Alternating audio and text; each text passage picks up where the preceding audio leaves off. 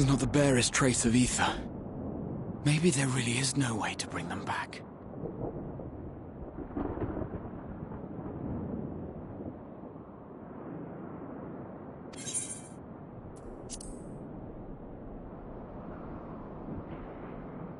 Thank you for saving our lives once again. I remember you, from Purusha. You helped us there too, didn't you? Ah, you're from Palaka's stand. I'm glad you're still in one piece.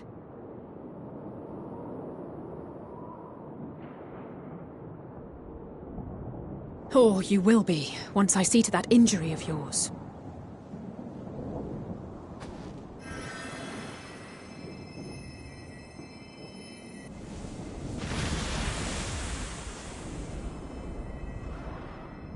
Look out!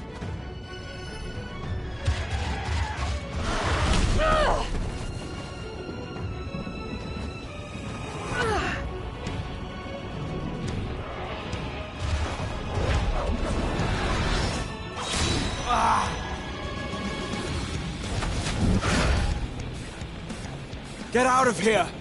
Quickly!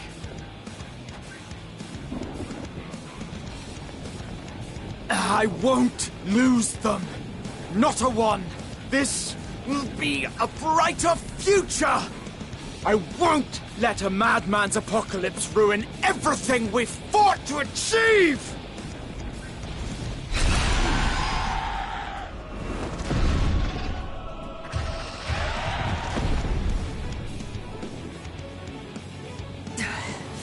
Get it together, Alizé. You're embarrassing yourself. And in front of Father, no less. You might never measure up to our champion.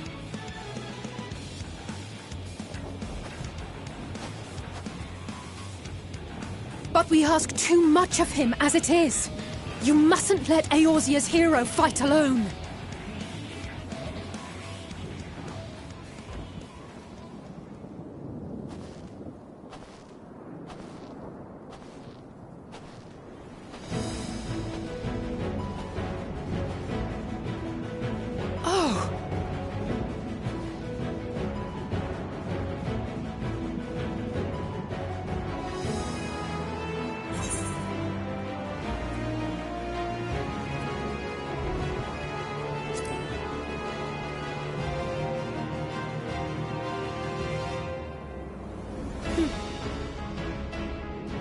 I can look after myself, you know.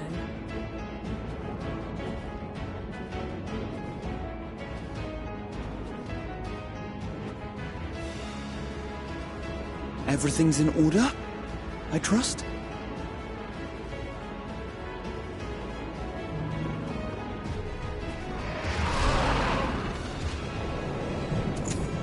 I've had enough of this rabble! Come on!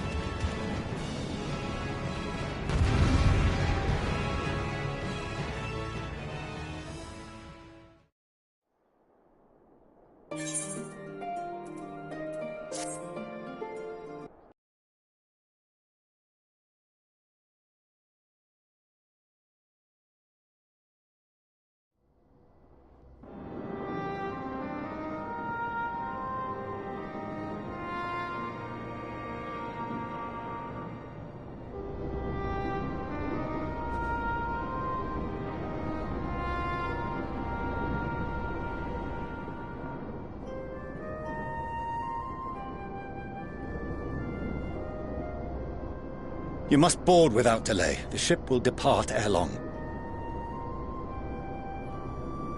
Your offer to host us in Sharlayan is most appreciated. But will the final days not soon fall upon it as well?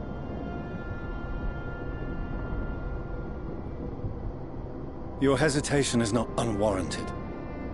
The satrap entrusted me with your lives, yet I have failed your comrades.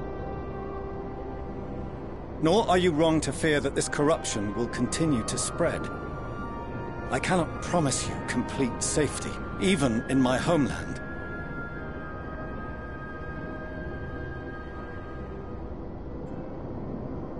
What I can promise is that I will do all in my power to protect you.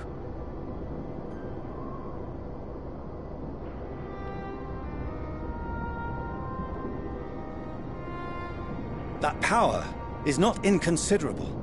Even now, my countrymen are preparing the vessel that will deliver us to a sanctuary on the moon. Join us on our journey there, and beyond, to new horizons.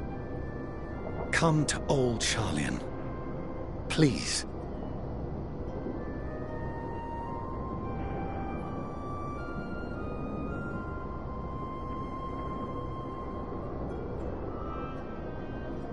We would be fools to refuse such a generous offer made in earnest.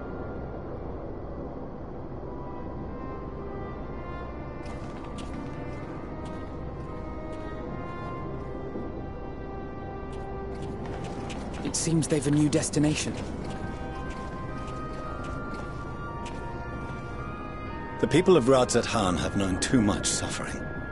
The march to gaem will only bring them more, short though it may be. I quite agree. Fortunately, they have you to look after them.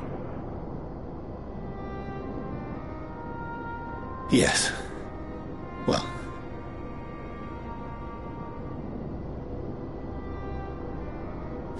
Behind you! Just there!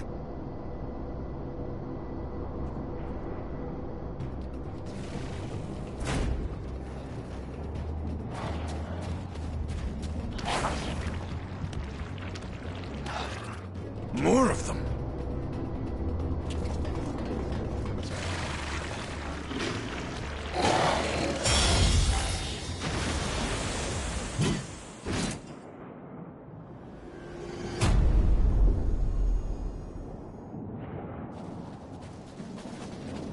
Xenos! Here!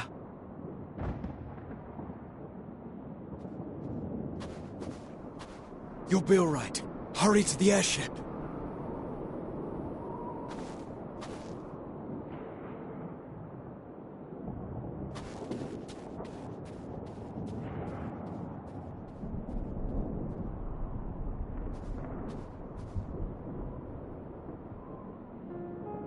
Why have you come? A heretofore unseen beast. 'Twas ripe for the slaying. Poor sport, alas. Unfit to temper my blade. Oh, for the love of... You cannot still be on about a rematch. That is, and has ever been, my sole concern.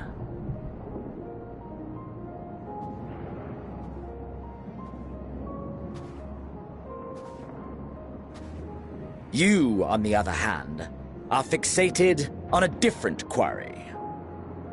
Your passion pales before mine, yet neither hate nor despair seem sufficient to recapture your misdirected bloodlust.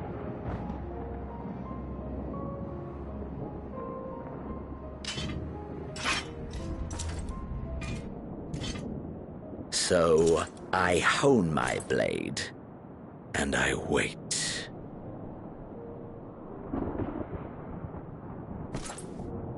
That's it. That's all you care about.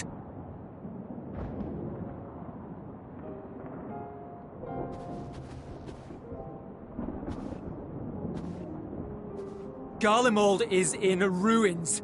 Our homeland, the nation you rule, is as good as gone. Along with so many of its people. Not just soldiers like us. Not only those who fought and killed for power and duty. Innocent civilians.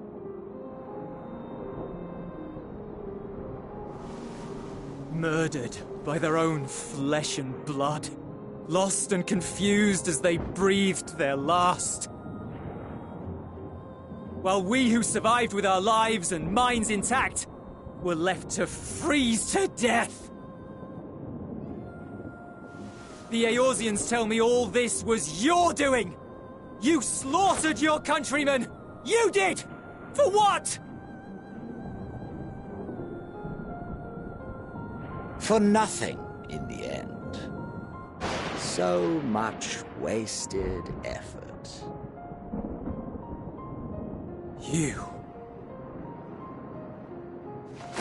You bastard! For your own sake, Eulus, you must control your anger. It will serve no one should it consume you and see you transformed.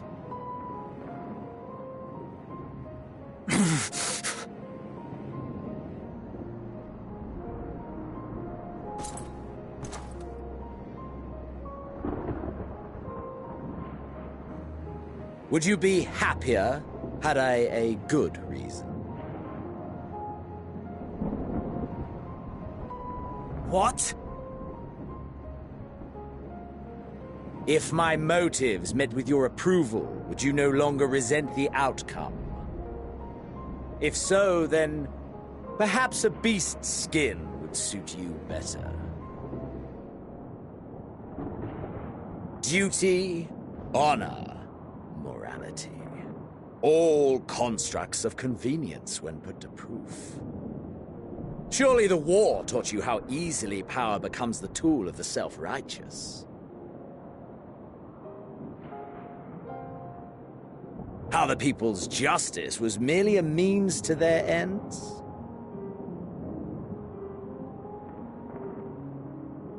Yet you would ask me why. Ask any creature of this star and those above for answers, and they will tell you what suits their fancy. And they would be right to do so. What meaning there is to be found in the petty vicissitudes of your existence must be gleaned by you, and you alone.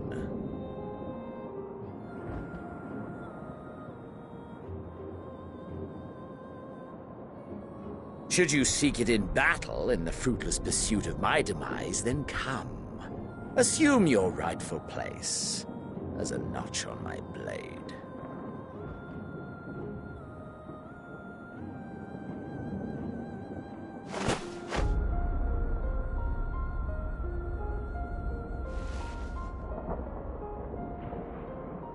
You are a blight on the Garlean race, and there would be no more satisfying way to expunge it than by beating you to death.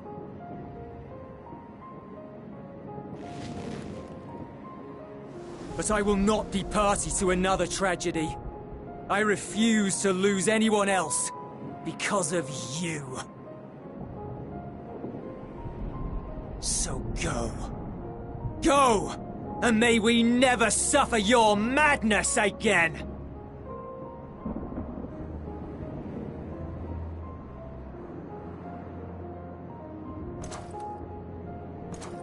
Xenos!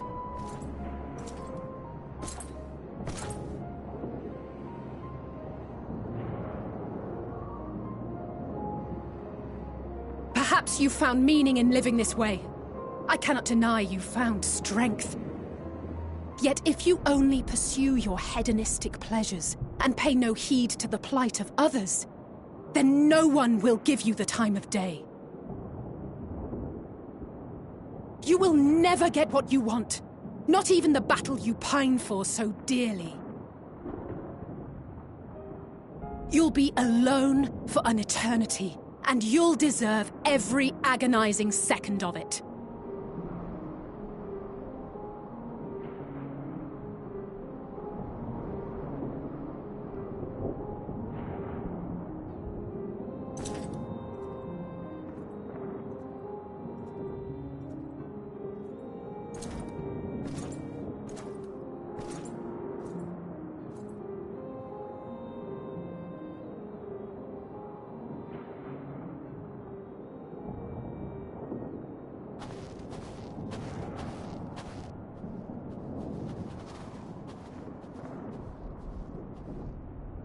We're ready to depart.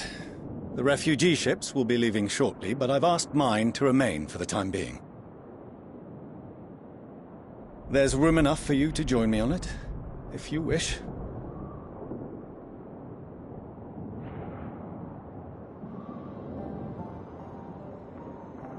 Do contain your surprise. I needn't agree with the Scion's methods or intentions to acknowledge that their deeds are deserving of gratitude. We appreciate the offer. But might I ask why you are delaying your departure? I presume it is not solely for our benefit. I must visit Garlemald ere we return to Sharlayan.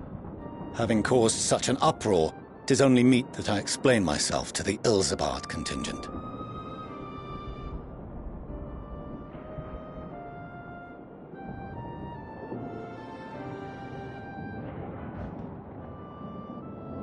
Allow us to accompany you then.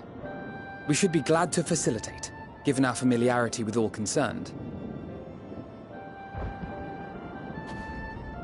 If you would like to join as well, Eulus, we can speak of recent events on the way.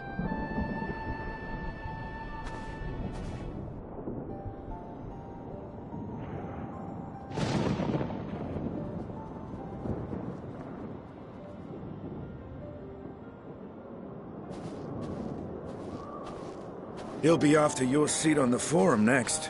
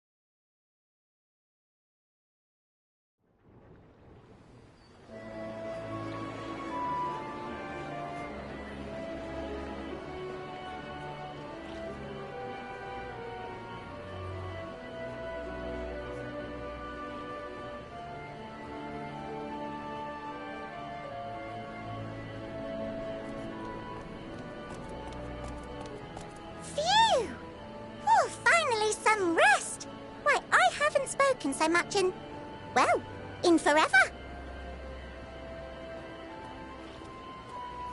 Lively, isn't it? The town is abuzz. Everyone eager to meet with our friends from the moon.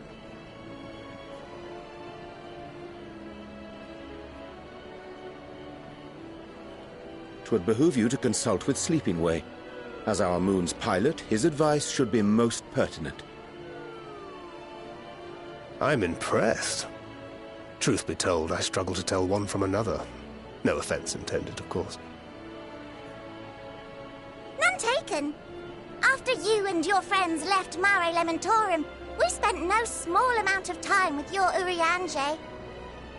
Oh, the conversations we had. He told us all about Atheris, answered our every question, no matter how trifling or trivial. Look! Every page filled to the margins with knowledge. When I first arrived, I was struck by how little I knew. It was daunting. But then I realized that, were it not for Urianger and his teachings, we'd still be stuck on the moon, gazing at your world and wondering what we've been missing.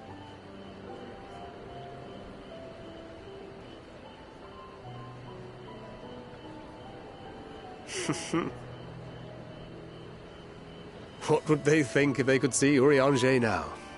I dare say they'd be more than a bit surprised. And impressed, no doubt. Master Louisoix, Minfilia, Papalimo, and not to forget.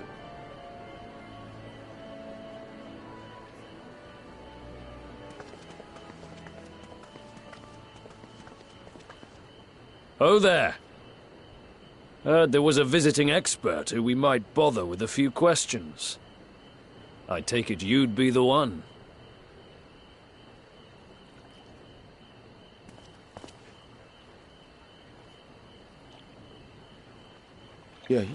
Yes, I am.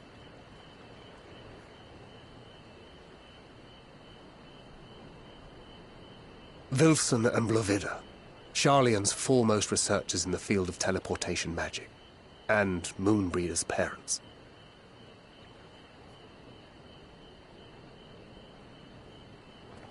It hath been some time. 'Tis good to see you in good health. Likewise, old friend. Blovida and I were most honored to answer the call. Never expected this reunion, though, did we, dear?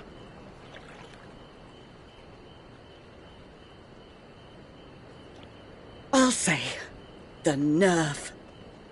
Sending that letter, then running off to the gods know where.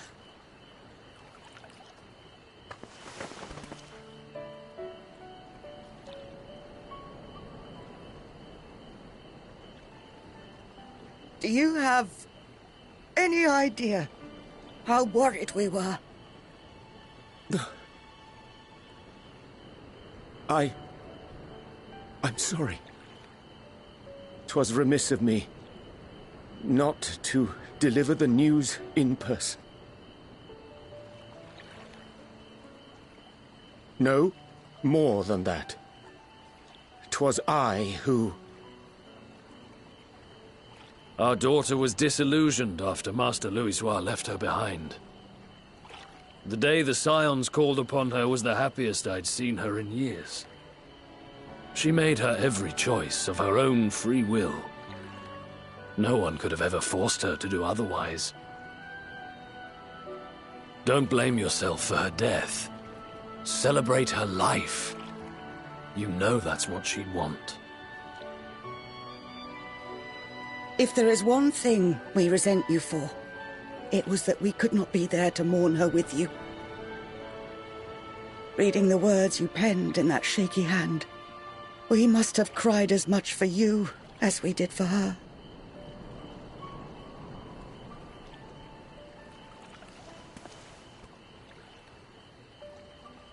I'm sorry. I truly, truly am. I knew not what to say. Knew not how to express my feelings. The poems and platitudes of wiser men musings on sadness and loss, studied and memorized, and meaningless in the moment. Silly boy. We are all powerless before such grief. Even now, try as I might, the words escape me. But in our hearts, we know, we always know.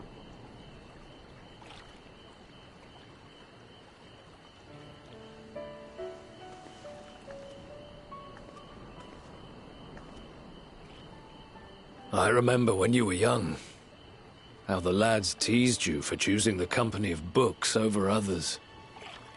Our moon didn't take kindly to that. Be nice to Urianger, she'd shout, and give them a walloping. No matter how many times we scolded her. So we offered a suggestion. Rather than starting fights, why don't you be the bridge between Urianger and the others? She had to mull it over for a while, arms crossed, brow furrowed in intense thought. But from that day on, she never let you be alone. She'd drag you outside to play, pepper you with endless questions, read the same books you read, all to try and understand you that much better. I'm sure it was annoying and exhausting at the time, but she only ever had the best of intentions. And look at you now, at the center of the crowd. The reason there even is a crowd, having brought these people together. You've no idea how proud we are. To see the boy, our daughter, trusted and believed in more than anyone, grow into the man she always knew he could be. I can see her in you, too. Feel her. She walks with you wheresoever you go. So thank you, Urianger, for being who you are.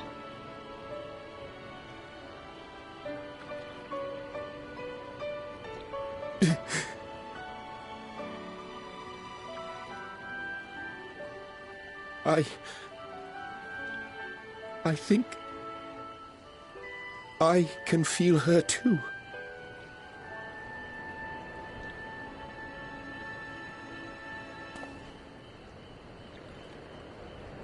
The truth of her life. Not sorrow, but hope and love.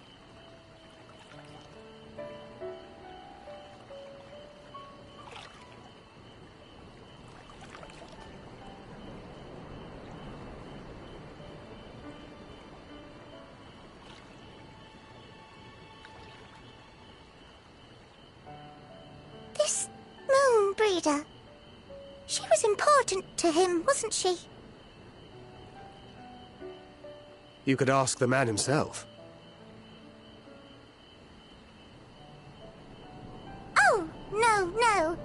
But watching this exchange reminds me how much I've yet to learn about your world. And its people. You can live here your entire life and hardly learn a thing. And that's why it's too soon for this to end.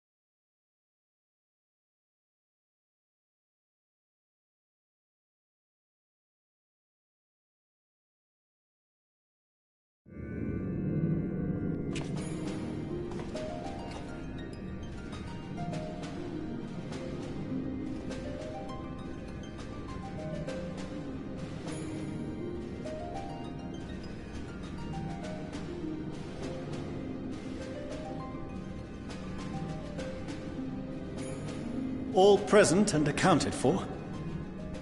Good. As you will have heard, the Ark is ready. All that remains is to board and be on your way. I've seen my fair share of tight schedules, but this was bloody murder. But we did it. We finished the ship. It's safe, fit for purpose, and looks good to boot. Aye, it's a Garland through and through. I really don't know what we'd do without you. Thank you for everything. Well, the work was hard, but we've learned a lot from it. After all, it's not every day you get tasked with building a starfaring vessel. In case you're wondering about payment, the ongoing existence of the world ought to do. But feel free to throw in a colorful recounting of your journey on your return.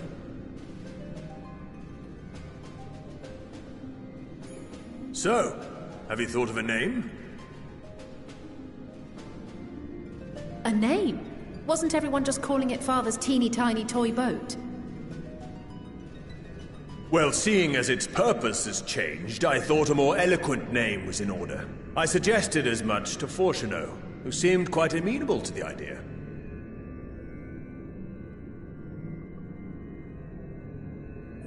As you know, this vessel is the culmination of heretofore unprecedented collaboration.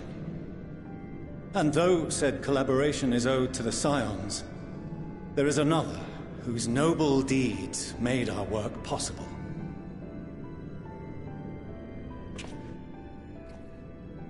From a fragment of Dalamud, we obtained not only advanced materials such as refined adamantite, but the knowledge to traverse the stars.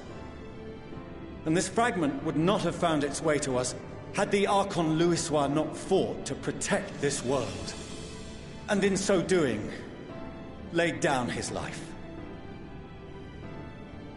Now that the vessel stands complete, I cannot help but wonder if it was more than mere happenstance. If it was my father's intention to guide us here. In the hopes that his guidance will see you all safely home, I name the vessel after that self-same fragment of Dalamud he delivered unto us.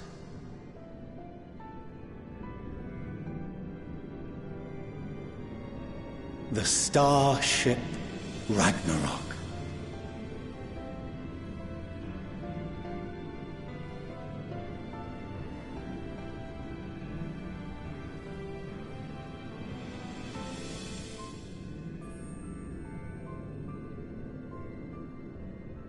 Sorry for the wait. I got everyone you asked for, and not a one less.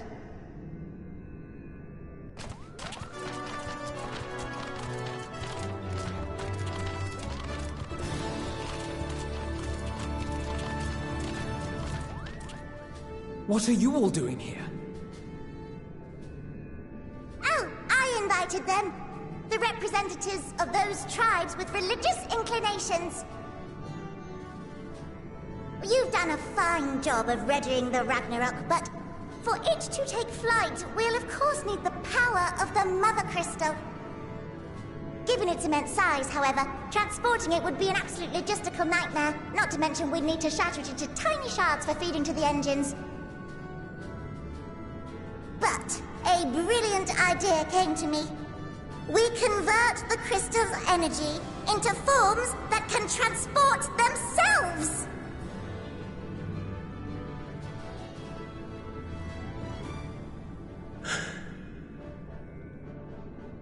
Thou wouldst employ summoning, or should I say its precursor, creation magics. Care to explain for our benefit? As you may have witnessed at Bestway's Burrow, the Loperids are capable of creation magics, which they use to shape the moon's environment. Yet simple though they make it seem, 'tis a highly advanced and exacting art. To perform it correctly requireth that the wielder holdeth the object in his mind's eye in clearest detail. Hence the ancients' meticulous management of concepts. Drawing upon this art, the Ascians conceived of summoning as we know it. A derivative that replaceth the complexity of concepts with the simplicity of zealotry to make manifest a creation.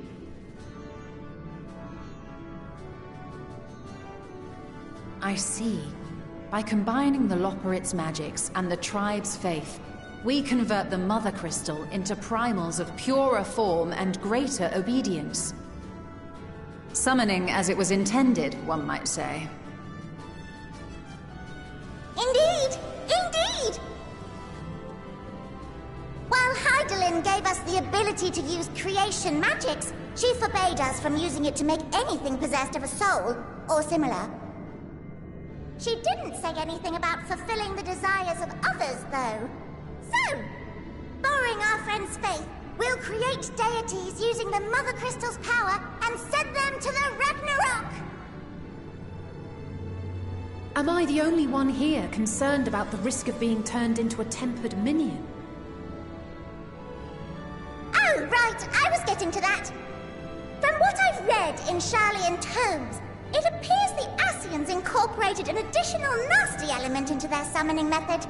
The fervent desire to assimilate others into one's belief. Beings thus created are instilled with the self-same desire and use their powers to enthrall people, starting with the summoner.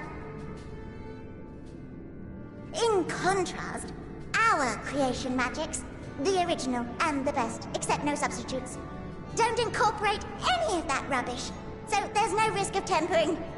I mean, if the being was on the scale of Zodiac, you might feel a little tug, but I think we'll be safe enough.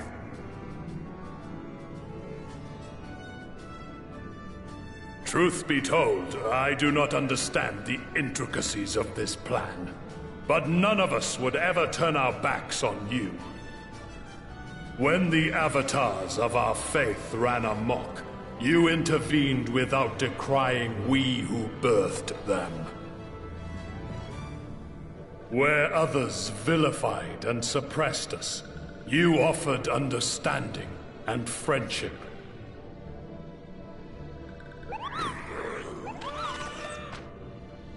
In gratitude, we will share with you the true expressions of our gods. Not malevolent deities, but benevolent saviors.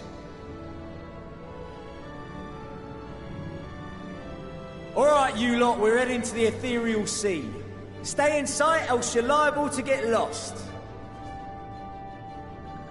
Lead the way!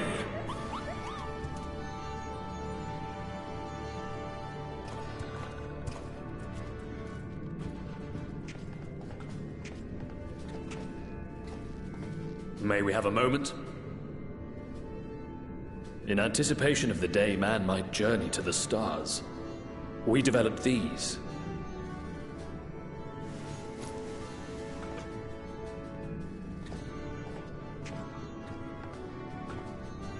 Portable teleportation devices. One for each of you, designed to work in tandem. Press the button on one, and in a matter of moments, all 8 will activate and send their owners back to the Ragnarok. There is no telling what hazards you may encounter. If you find yourself separated or lost, please, do not hesitate to use them. Be safe, all of you, and come back.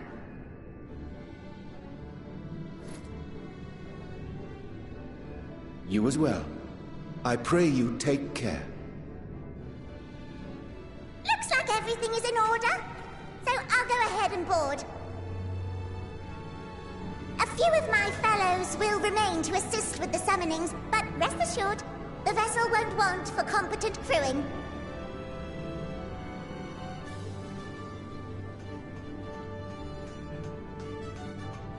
If you are ready, then you should board as well. Go. and Godspeed.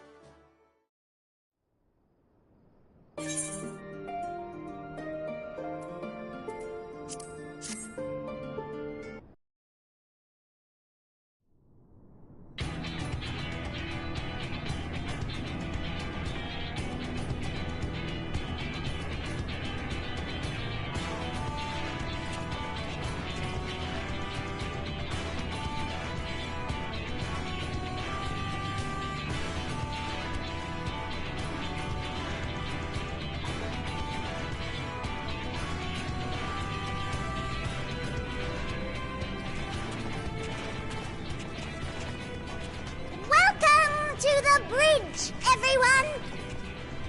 I hope you have everything, because I can't be bothered turning back.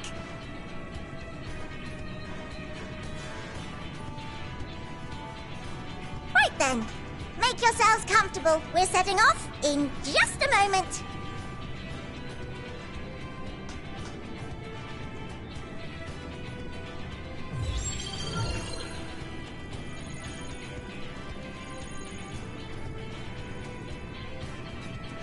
It's incredible.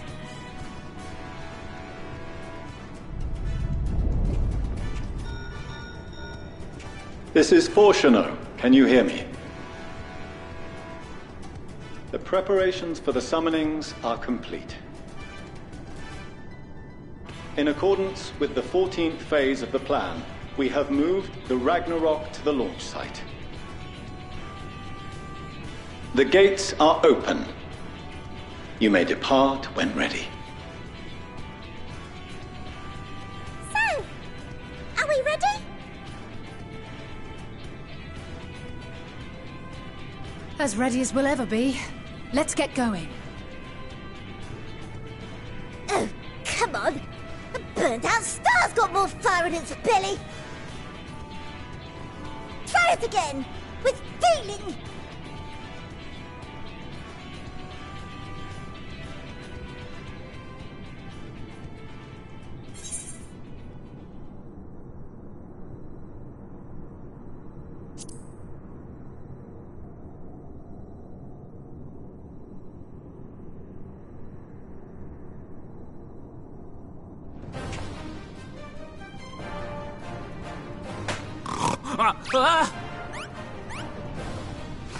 Engage!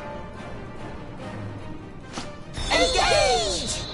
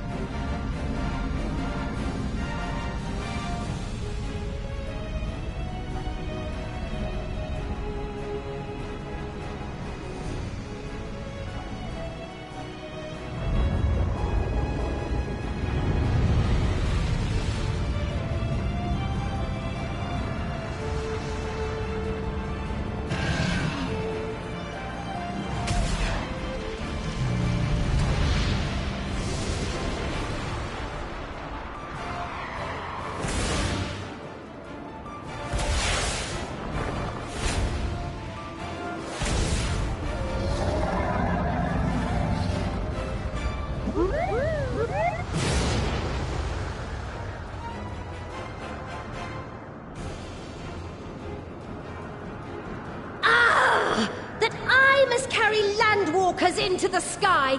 I cannot imagine a greater indignity.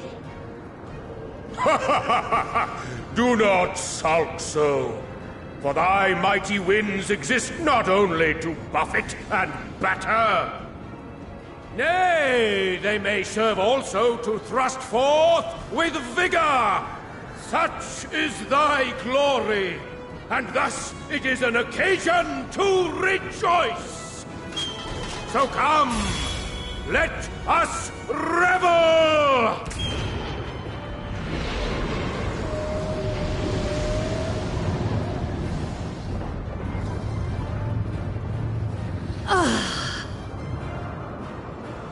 So long as the wind blows freely, I suppose all is as it should be in creation.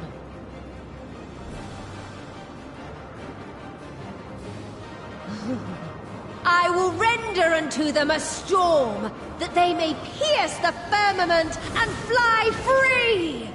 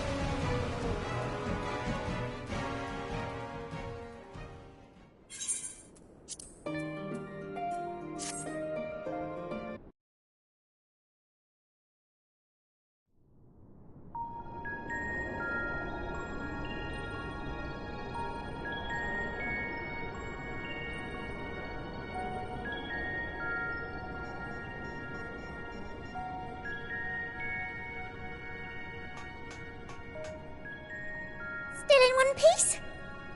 Good. Sleeping way? Report? All's well. Fantastic, even.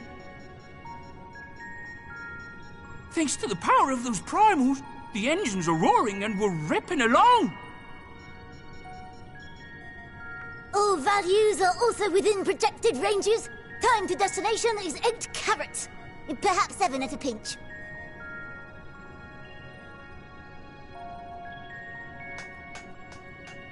All right, let's go over some points of caution. Our destination, as you know, is Ultima Thule. Lest you wonder, the place is not a star so much as a patch of emptiness. That's the extent of what our equipment could determine, anyway. From what we know of Meteion, she's likely used dynamis to obfuscate her location. So, in conclusion, we'll only know what's there when we get there. The crew and I will see to it the ship's ready to take off at a moment's notice. We'll support the search as best we can, but it'll be your paws on the ground, assuming there is any. But everything will be fine, I'm sure. Hydaelyn believes in you, so you ought to believe in yourselves. Just don't do anything I wouldn't, like waiting too long to use those portable teleporters of yours. Personally, at the slightest sign of trouble, I'd mash the button to bits, and you should as well. Understood. We promise to be careful. I suggest you brace yourselves. We're about to arrive and the vessel will shake a good bit.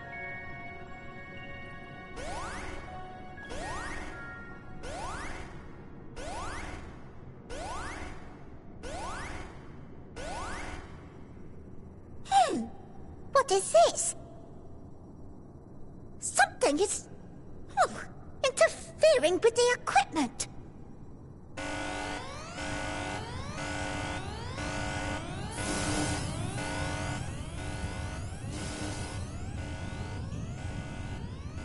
Greetings.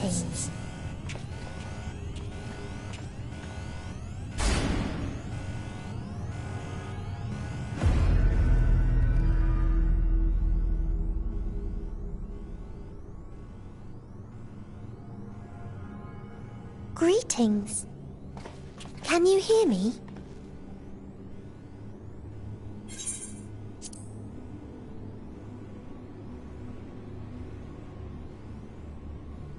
So this is Meteon. Oh.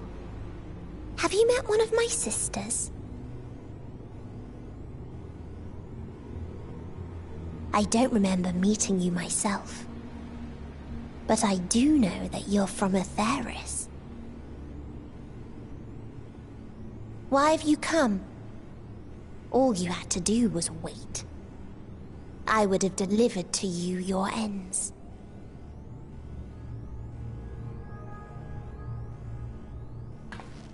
We didn't ask for that. I don't understand. All life is destined to end. Why choose to prolong your suffering?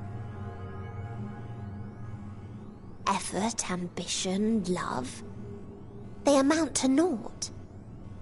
Happiness, should you find it, is inevitably lost, stolen away by events beyond your control. There is no logic nor meaning in it. You think there is. Convince yourselves. But it's all a cruel accident.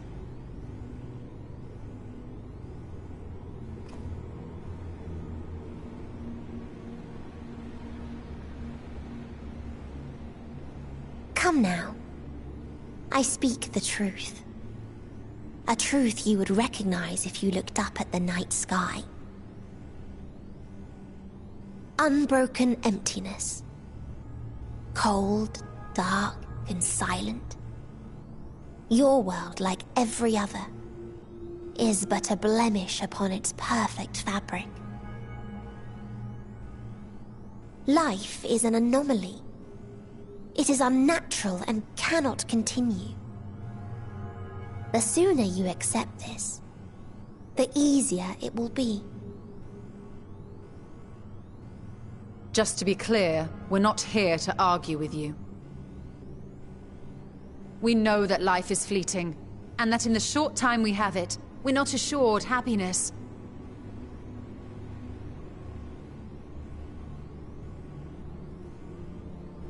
Indeed.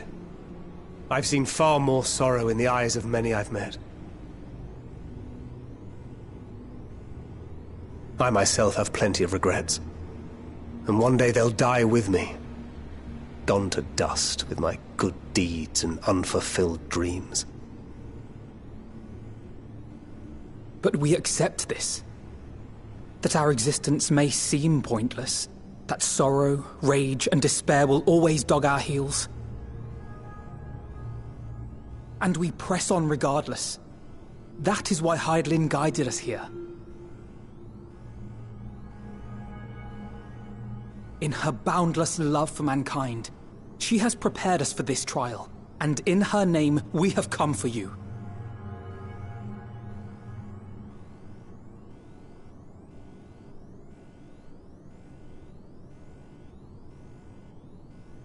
Yes, I sense it. A burning passion like unto fury. I know it well. For the same passion once burned in many a star before yours.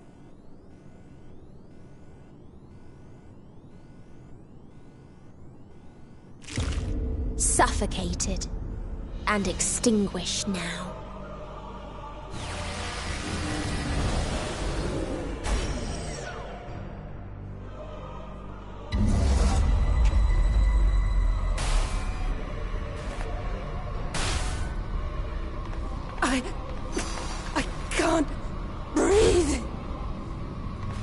You approach the bounds of my ultimatum, where emotions dictate reality, where resignation and acceptance unite to embrace the end, where those who yet valiantly cling to life cannot thrive.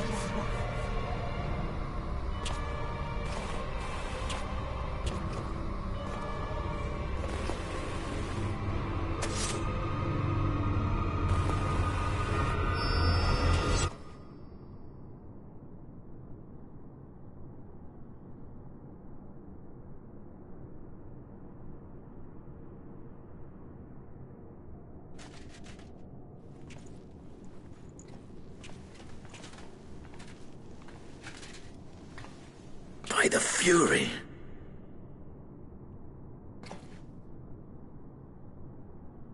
Thancred?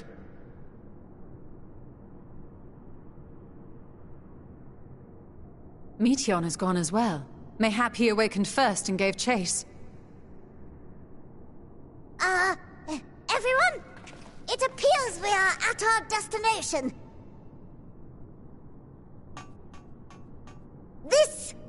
This is Ultima Thule. Not that we knew what to expect, but I wasn't expecting this. From atmospheric composition to ambient temperatures, all readings are within permissible range. This place is capable of supporting life.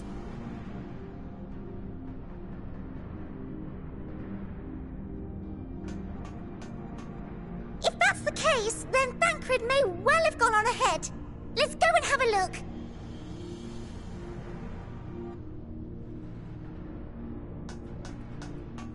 Meanwhile, I want the rest of you to perform a full inspection of the ship, as well as a biological scan.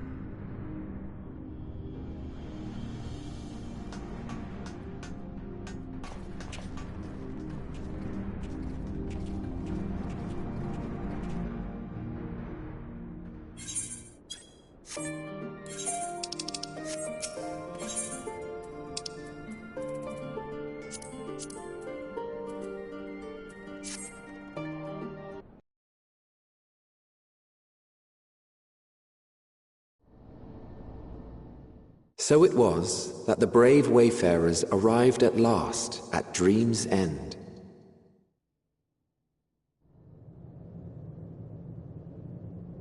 In following their path walked and history written, I am made keenly aware of one truth. Though the curtains may fall again and again, so long as others take the stage, ever shall there be more tales to tell. So, let them bring it to a close, I say. Let the curtains fall upon this, the final chapter in the tale of the star.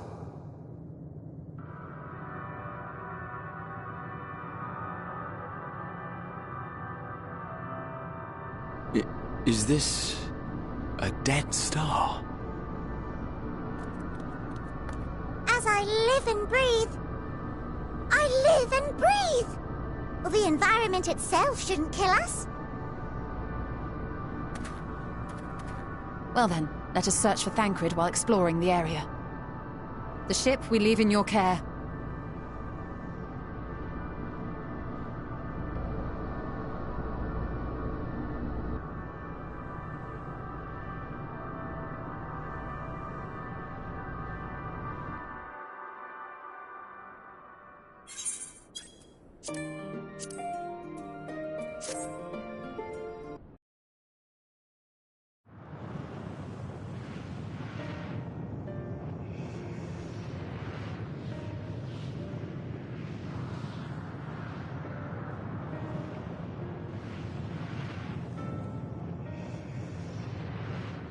Dragons?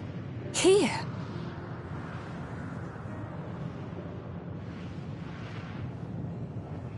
What you see is a memory of a world that once was. A world suffering a slow death, whose denizens cried out for the release of oblivion. What? Their world is dead? It is. Not a single life remains upon that husk floating in the vast emptiness. These creatures are shadow and shade, perpetuated only to suffuse dynamis with their unending lamentations.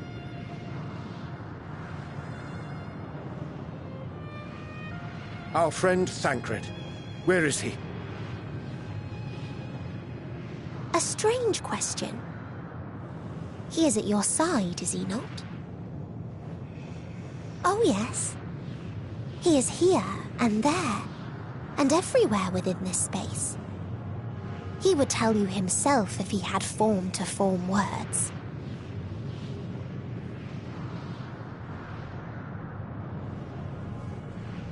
Huh. Such loathing and uncertainty. You don't know why you still exist. In like manner to the oblivion I send, I tried to drown out your ether with dynamis. Beginning with this Thancred, who came at me despite being unable to breathe. Such a simple thing, unmaking men. In the blinking of an eye, he was gone. Didn't even have the chance to be transformed. Yet somehow, he managed to leave a slither of himself behind.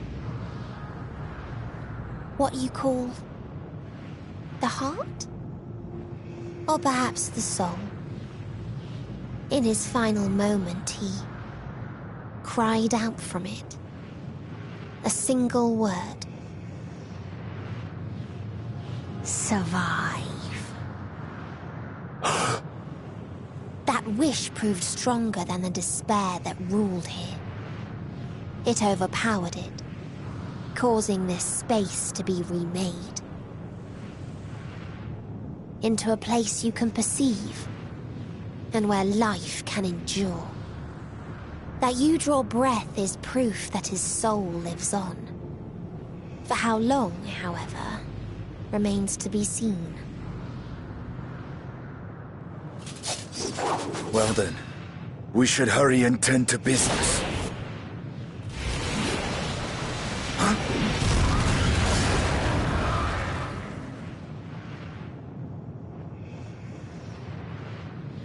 It's futile. You will never reach the true me. I told you, emotions dictate reality in this space. Such changes as you might work will not alter in its nature. You may see, but you cannot touch. Walk, but not advance.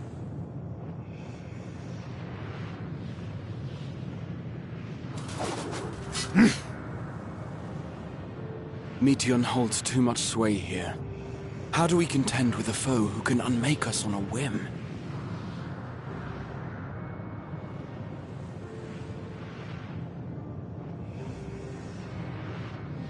I do not know. But Thancred gave his life that we might come this far. We must press on. Agreed. We cannot turn tail here. Not without something to show for our comrade's sacrifice.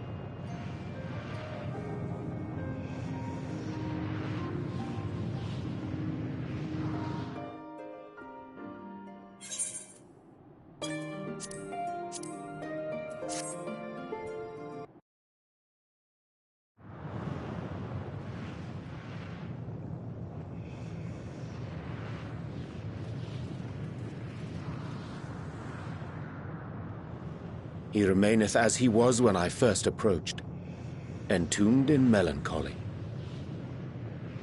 I see. Perhaps I could... I'll handle this.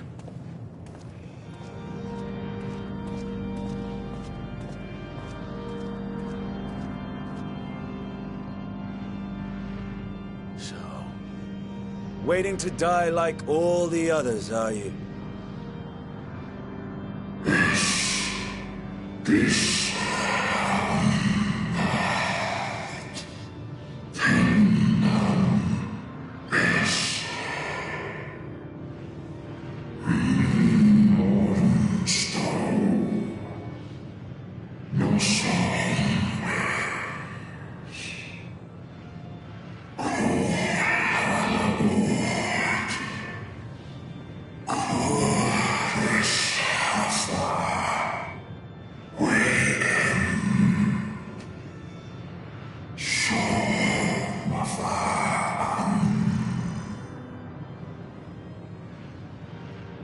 So you say. Yet your kind has found a new beginning on our star. One of you braved the Expanse, bearing with him a clutch of eggs. They and their children now rule our skies, their song heard by all.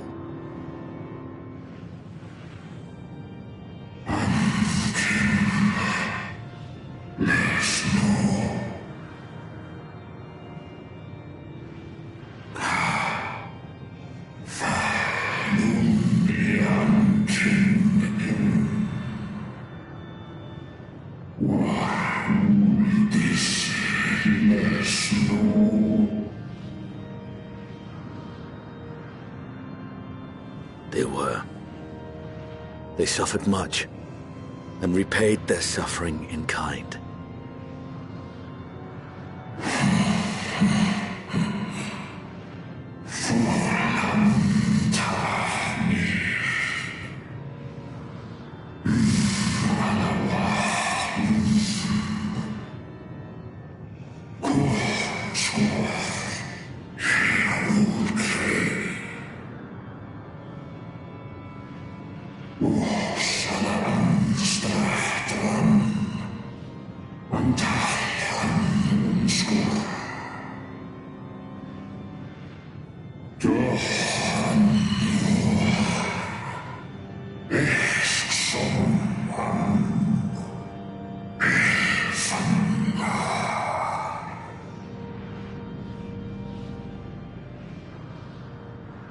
Had your brethren made the selfsame choice, my family might still be alive. Yet lasting peace does not come to those who simply retreat from conflict.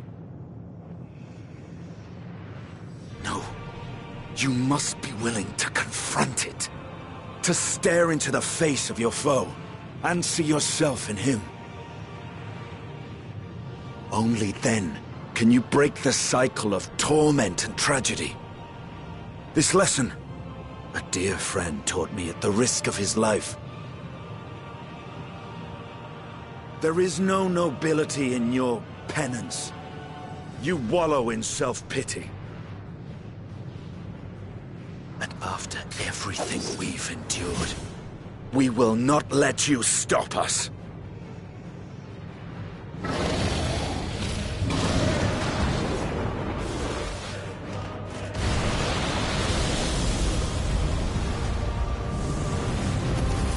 Estinian! Stay back!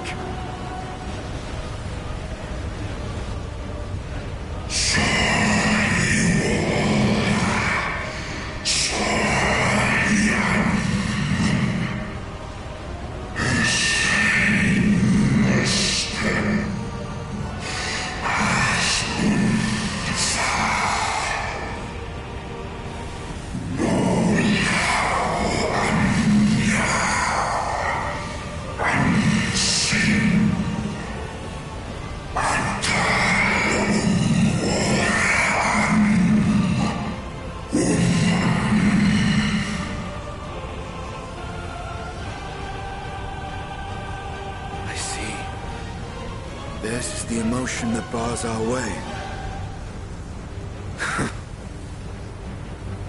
The rest is up to you.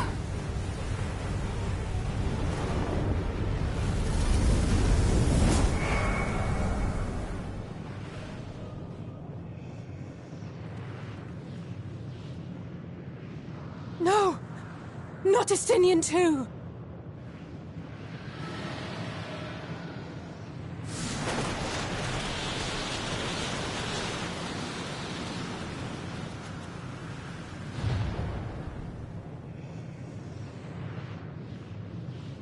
There's a wind.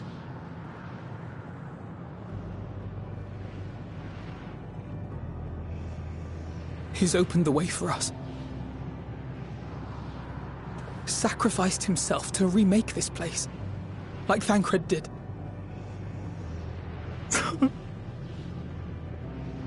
Oh, Alphino.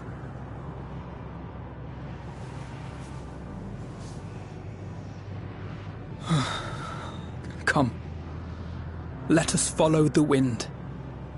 It will not lead us astray. He would not.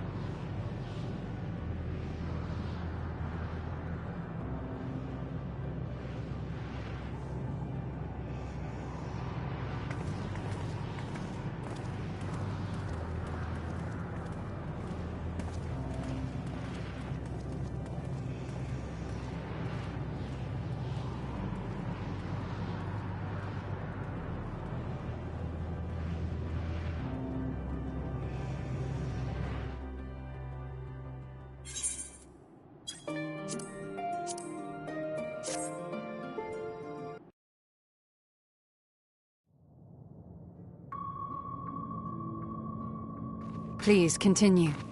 Tell us about this truth you discovered. Very well. Bear in mind, however, that the purpose of this conversation is not to impart scholarly knowledge, for such requires that you comprehend the subject matter, which you will not. We will forego the intricacies of our scientific methodology and deal only with the conclusion, the end of our society and our world. We acknowledge, with regret, that your star is in the midst of the same panic-induced cataclysm that befell Deneb 3. As such, in order to avoid causing undue distress, we will refrain from explicitly stating how much time you have remaining. You are entirely too kind. I pray you recount your tale as you see fit.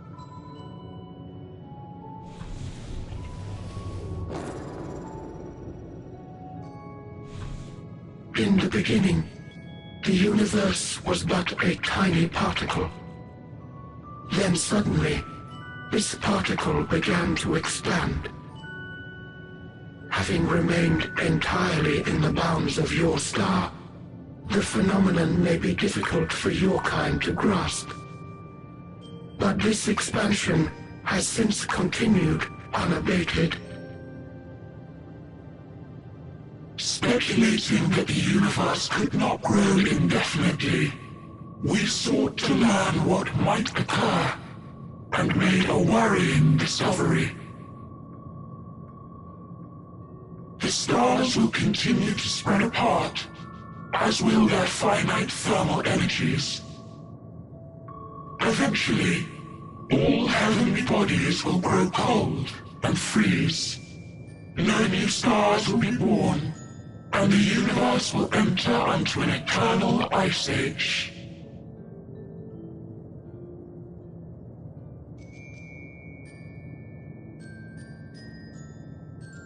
In hopes of proving that this determination was erroneous, we scrutinized our research from all angles, even as we sought to avert the everlasting winter.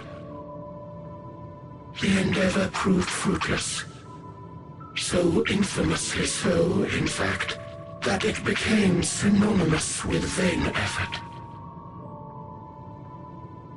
The universe as we know it would end, and there is no way to prevent it. Beneath the weight of this knowledge, our society stagnated. Though we had time still, it was a cold comfort. Why strive for anything when desolation is assured? When our wealth of wisdom, accumulated since the dawning of our kind, would be forever lost. No civilization would rise from our ashes. No scholar recover our knowledge. In silence unbroken, naught would stir.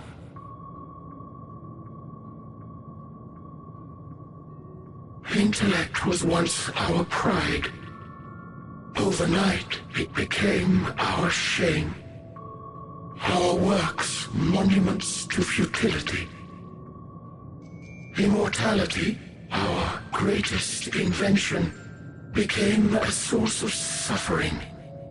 Rather than suffer on, Many chose to unmake themselves by means of etheric exsanguinators.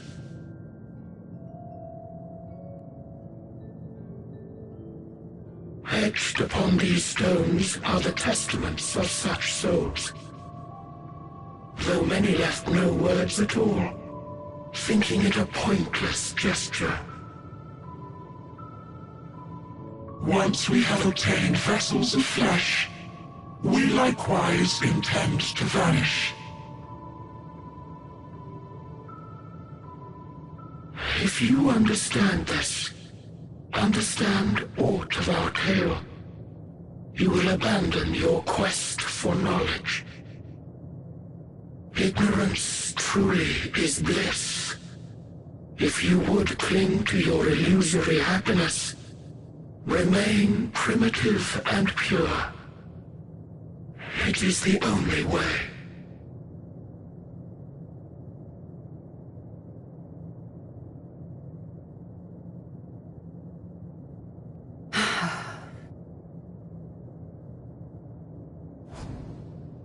So that's your story.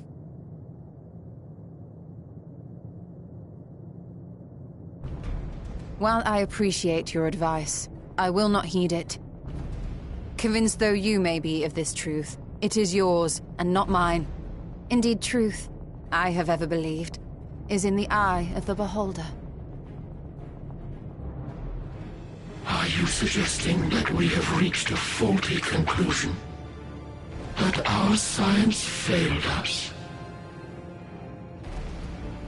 Hardly. As you yourself said, the subject matter is beyond my comprehension. And that, I accept, is true. I do not possess the knowledge to prove or disprove your conclusion. In my mortal years, I doubt I could even approach the wisdom of the Aya. But of one thing am I absolutely certain. I would not be happier in ignorance. Y'shtola, no! You mustn't!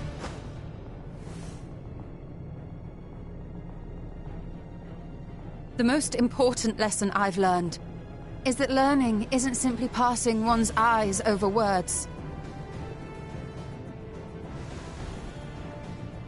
Nay, 'tis when understood for oneself that knowledge attains its true value. This is what has sustained me, driven me onward in joy and wonder, in anger and sorrow.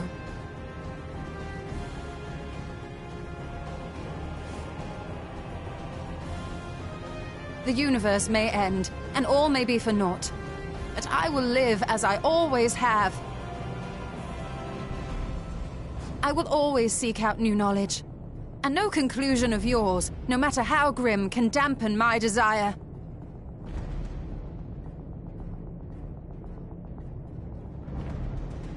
I suppose it is only to be expected.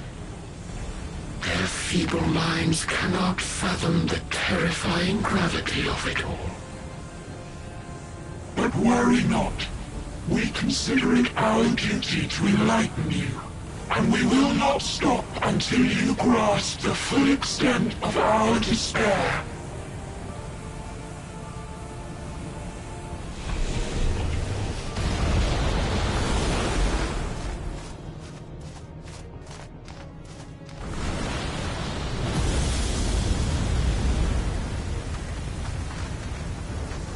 Keep calm, and listen well.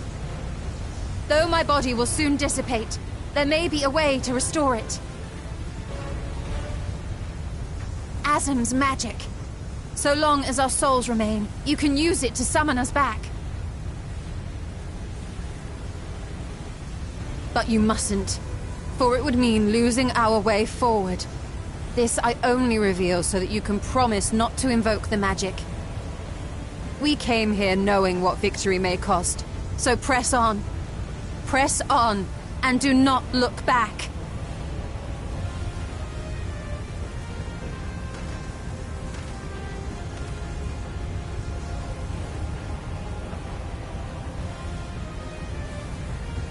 I shall join thee. as subterfuge is not required. Thou shalt not suffer for mine absence. Urianger. My resolve hath never been as strong as thine. Full oft have I wavered in my decisions, and afterwards been stricken with regret.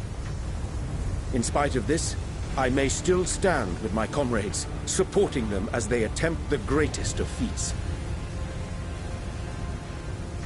This truth I have learned in the course of our journey.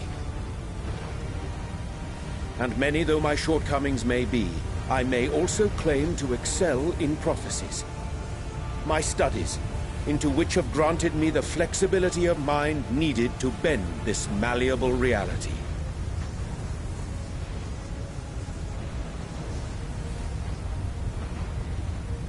Thus shall I hope that thou mayest have the strength to resist, and our comrades the strength to continue.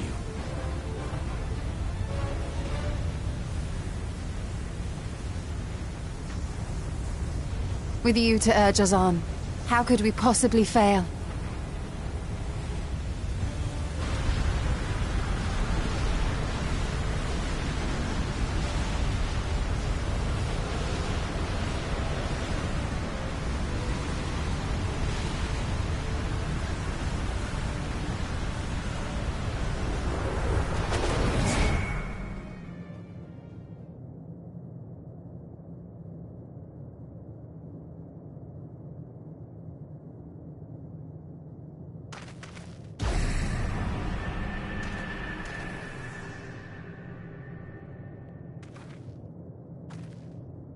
What's this?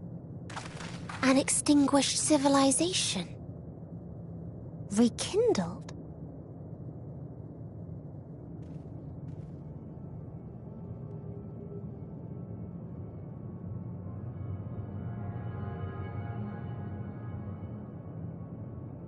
That's right.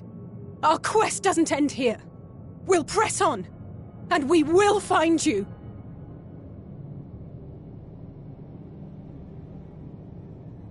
There. That's where you'll find me. Is that another star?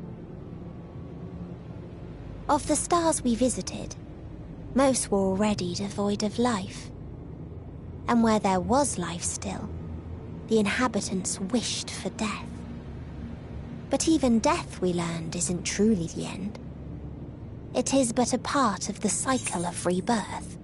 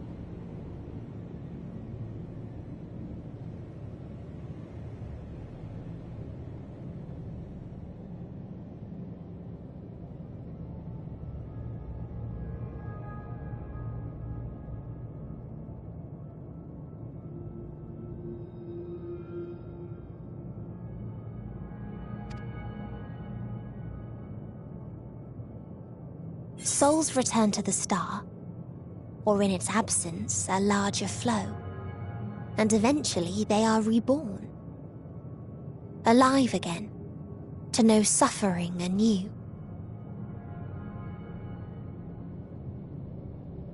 True salvation lies not in dying, It lies in not being born. This is the gift I would give to you. To all life on beautiful Atheris. To that end, we created an egg wherein life cannot quicken. That dead sun. Attain it if you can, before your friends' emotions fade away, along with their protection.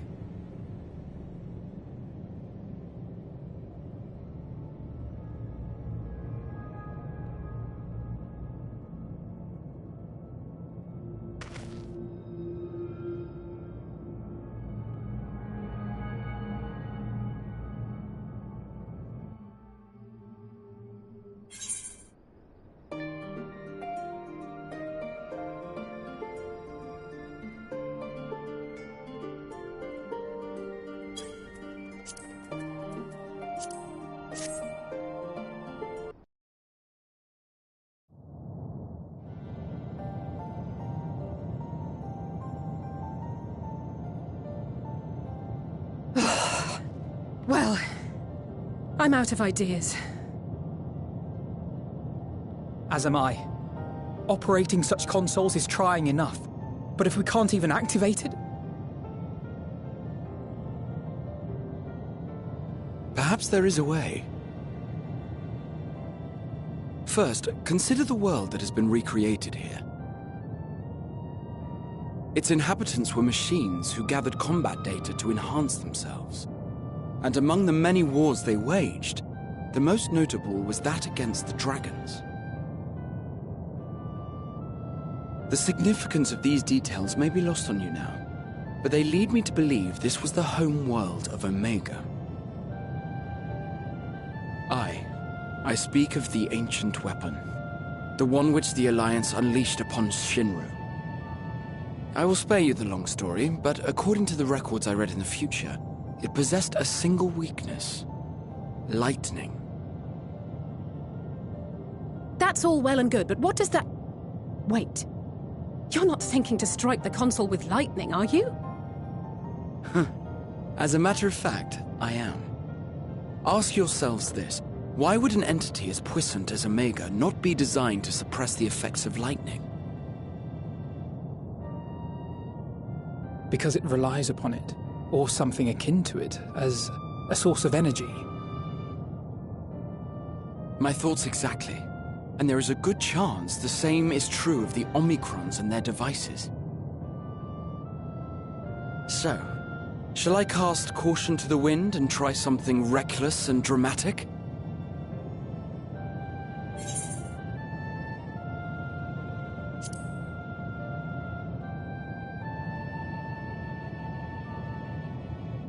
Very well. Here I go.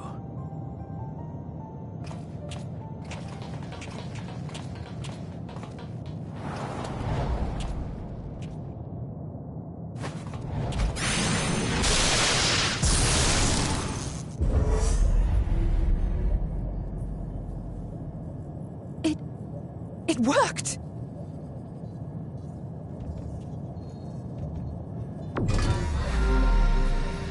Opening connection to Communications Module 1. Connection established. Transmission. Strategic Matrix Sigma 1 now online. As a primary strategic matrix, you may address me as Sir. Checking for new communications. None found. All units, please maintain current state. End transmission. Closing connection. Wait! We have questions for you! Of late, no mission orders have been issued. Why not? Has there been some manner of trouble? Reply. The Extended Operations Unit is yet to determine guidelines for future assignments. All strategies are calculated, devised, and actioned in accordance with said guidelines. In the interim, all citizens are directed to maintain a state of combat readiness. End reply. awaiting queen.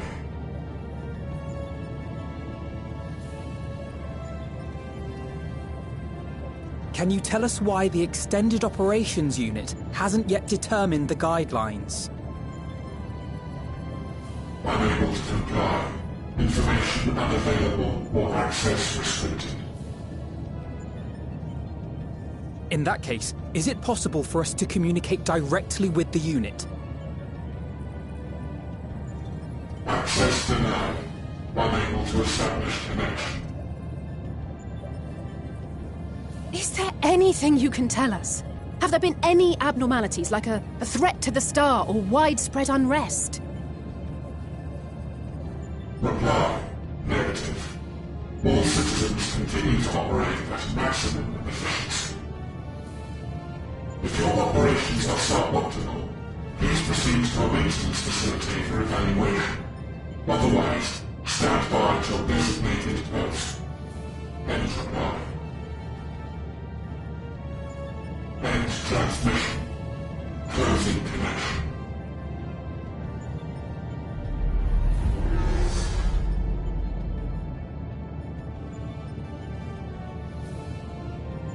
I could activate it again, but I doubt it would be productive. What do you think?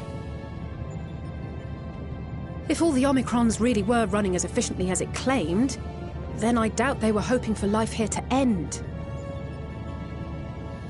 As this Sir told us, there just haven't been any new instructions, and everyone is standing by. Should be standing by at any rate. If there are those that are neglecting their duties, perhaps we can glean a clue from them. I propose we take another look around, and also try to find the operations unit.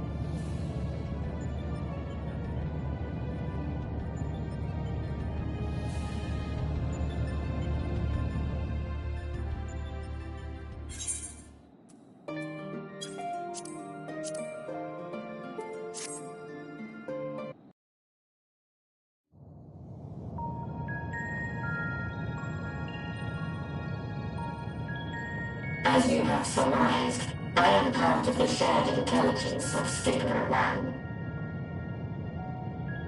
It was, my charge to determine the optimal path to achieving our prime function. His body had been abandoned by its former owner and lay unused. I took it and abandoned my own. And with it, my duty. May we ask why you did this? From what we gather, it seems to be a personal matter.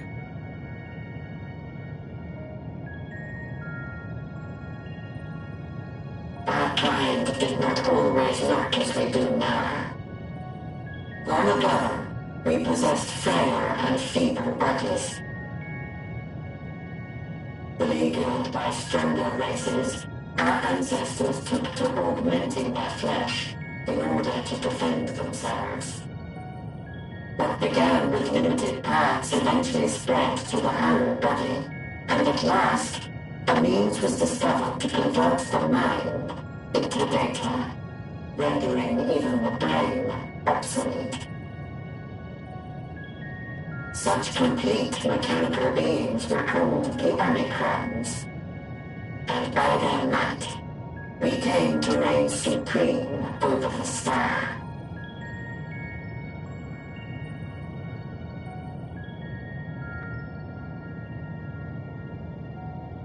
But even then, we did not feel secure, for we knew that the universe was home to civilizations aside from our own.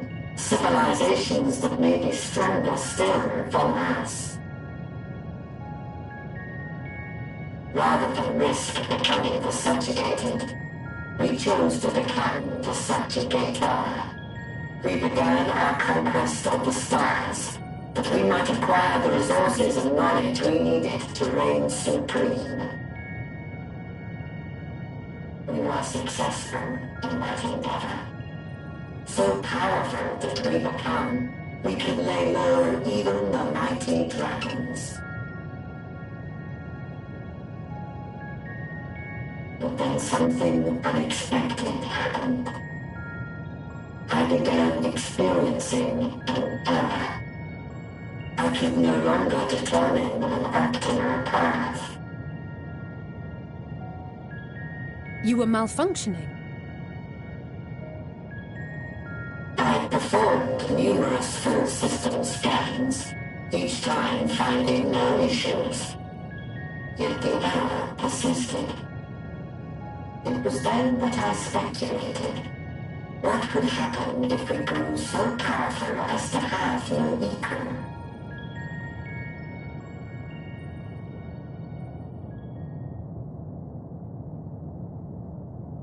To become stronger was essential to our existence. Our every action has been in service to this objective. But if nothing lies beyond this, can it be truly said that it was essential? Have we been engaging only in wanton destruction?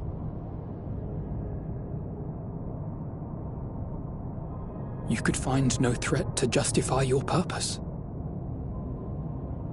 The Omicrons will never leave this star. They will stand by until their reserves of energy is spent, for I have no path to offer them.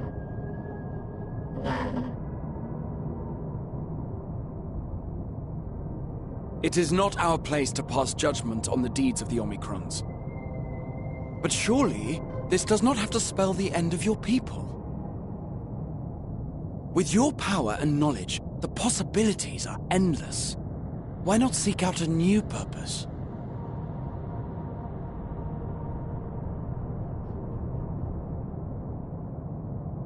That is impossible. In the beginning, we had a higher purpose than our pursuit of power. But we lost sight of it when we so irrevocably altered our fundamental forms. When we cast aside our flesh, so too did we cast aside all that defined us. Nothing remains of who we once were. I have no aspirations. No longer can I dream. The vital spark is lost. Lost amidst circuitry and code and commands.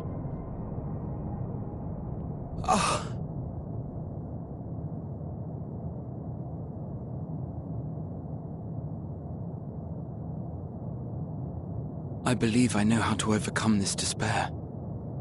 The words are ready in my mind, but ere I speak them,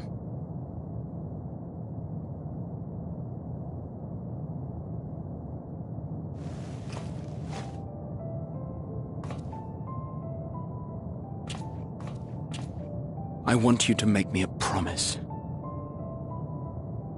Be it across time or space, our promises have always connected us. And so I ask that you indulge me once more, that this won't be the end.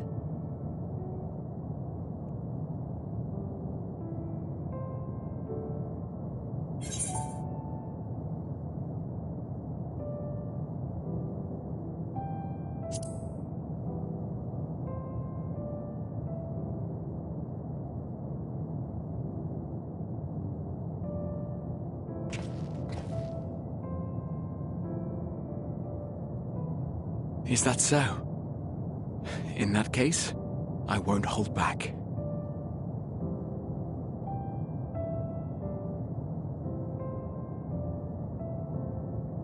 First, I want to visit Ishgard with you, properly. We scarcely had time to look around last time. I should like it very much if you could show me the sights. Next, you must regale me with your greatest adventures, in the places where you lived them, if possible. I may have read about all your deeds, but there is no substitute for a first-hand account. And last but not least, a new adventure together, unlike any we've experienced before. We'll travel the lands, cross the seas, and take to the skies upon the eternal wind, and it will be marvelous. It will.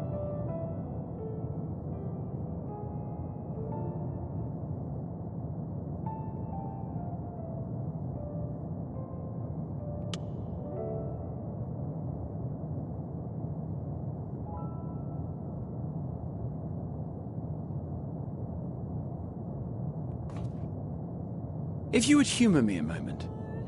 When we awaken each morning, how can we prove that we're the same individual who retired the night before? Through the remembrance of past events, we might say.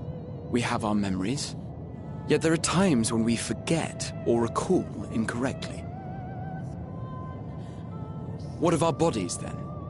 It is the same one, we might say, yet technically speaking, as living beings, our bodies are constantly changing. It will never be as it was at an earlier point in time. Our souls are no more immutable. On our star, people are known to inherit the souls of others, yet they are decidedly different beings. For my part, I've subjected my totality to much and more. I've made my body into an extension of a tower, blended my soul and memories with those of another self.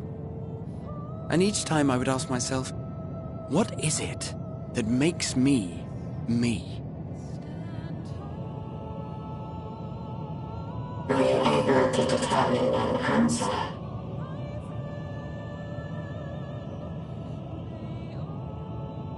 No. But that doesn't mean I'm confused. It simply means I'm the same as everyone else.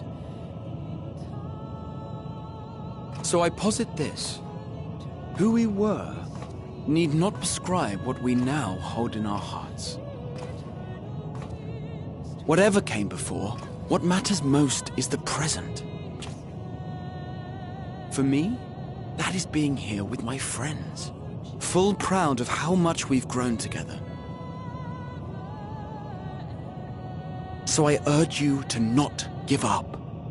Heed your heart's desire and hope that the future you long for shall be realized. I cannot. We cannot. We cannot understand desire, nor comprehend hope. We do not know how to create such things. We are not unlike, you and I. I too have struggled to find the courage to express and embrace my wants. If you like, I will tell you a tale. A tale of a world on the brink. Of a people who never gave up on the future. Of a man who realized his grandest dreams and then awakened to a grander reality.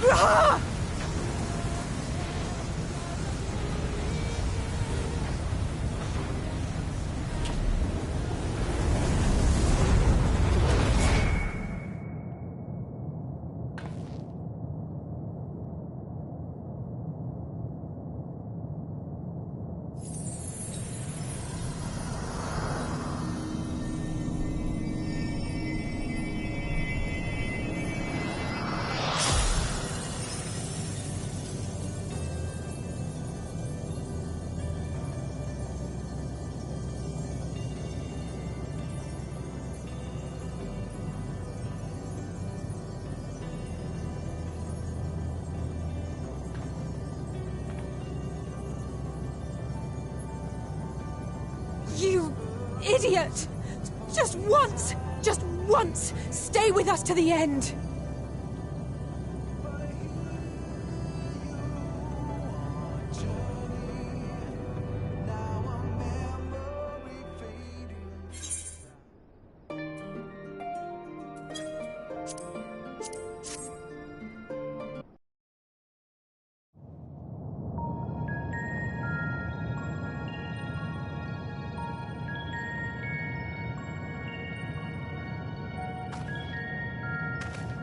Did you find anything? No. This place is completely deserted. And I can't see how we're supposed to move on from here. Neither can I. It's quite the quandary. There are no denizens to bar our path, yet there is no way forward. For another mystery, we did find signs of very recent life. You'd swear everyone just vanished into thin air.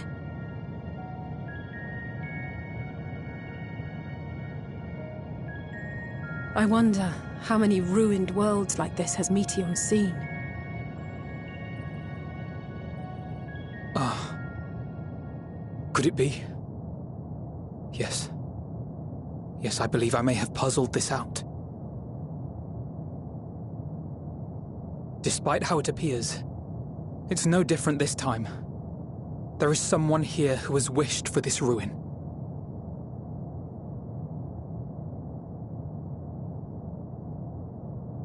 And I believe that together, Alisaie and I can overcome their will.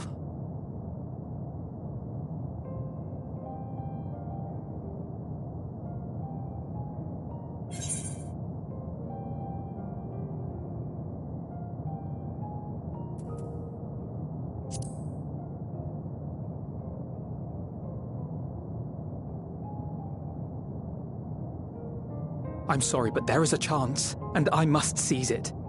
For everyone. And for myself. I will not pretend otherwise. I have my fears. Not for myself, but for you. The last to remain.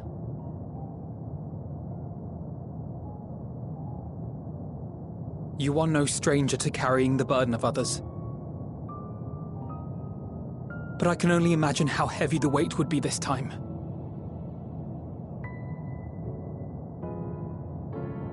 As your friend, I cannot bear the thought of making you suffer so.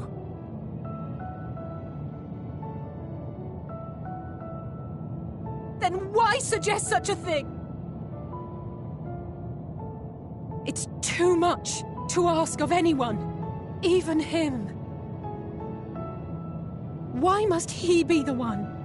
Why must he fight alone? More than a hero, he's a dear friend. Not only to us, but to so many others. There are so many people in the world who care for you, and yet... And yet...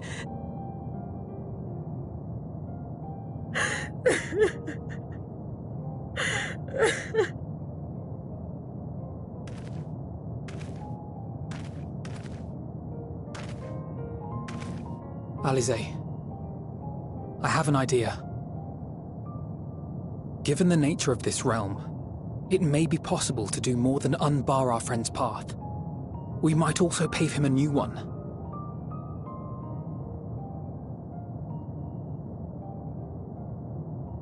For instance, a path where he finds happiness at journey's end.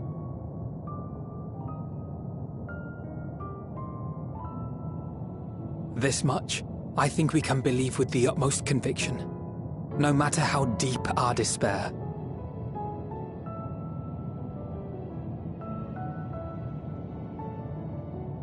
So please, believe in us too, and press on.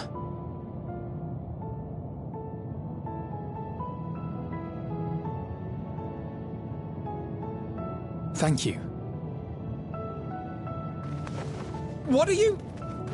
If the plan's decided, then let's not dally.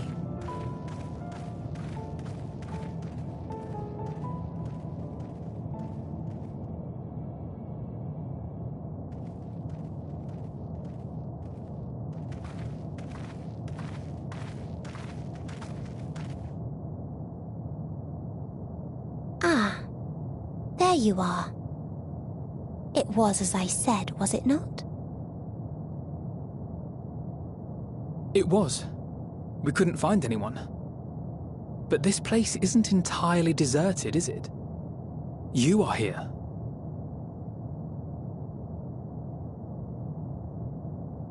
You sought out a star of promise and found a ruined husk. Like us, you explored the devastation. Like us, you were stricken. Horrified by the thought that so many lives could be snuffed out as if they were worth nothing. And the thought that you would have to bear the terrible tidings to Hermes. That which you saw and felt, you shared with your sisters, as did they share their own grim findings with you. Overcome by the pervasive despair of these stars, some of you inadvertently ushered their peoples to their ends. Knowing the horrors you know, anyone would feel the same. They would fear what lies ahead and struggle to move forward. Fear? I had forgotten that such a thing existed. So focused have I been on shepherding despair.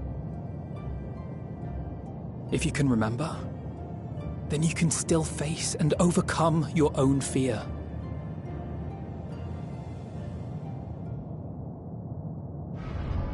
Why would I bother with such an insignificant emotion? If the despair I command is as a raging river, then fear is but a trickling stream. It can do nothing to alter my flow. You spoke with the Aya, yes? Heard their tale of what awaits the universe. It's true. The stars grow colder and more distant. Eventually, all will enjoy frozen solitude. Using the power of Dynamis, I'm hastening that process. In so doing, nothing will be born ever again. Everyone will remain dead. Alas, it will take time for that to happen. So in mercy, I sent you my gift, to spare you needless suffering.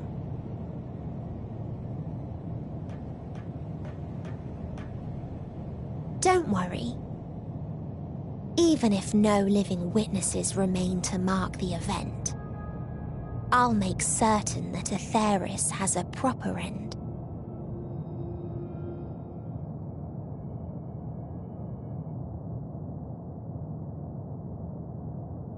For all the power you wield, you're more fearful than the familiar you used to be. That Meteion feared simply to move forward, but your fear is such that you've given up on everything. I know it well, that sense of defeat. I've tasted my fair share of it. But as many times as we've fallen down, we've learned how to pick ourselves up and carry on. We take each other's hand, share in each other's courage, follow in each other's footsteps, and turn sorrow into strength. There are times when we fail. We bear wounds that do not heal. But these experiences are part of life, and they make us stronger.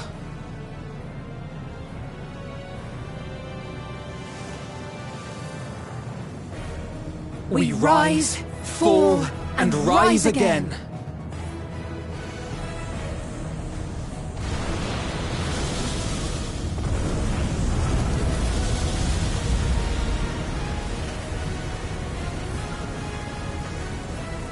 Don't worry about us. You must take the next step, and all the rest after that.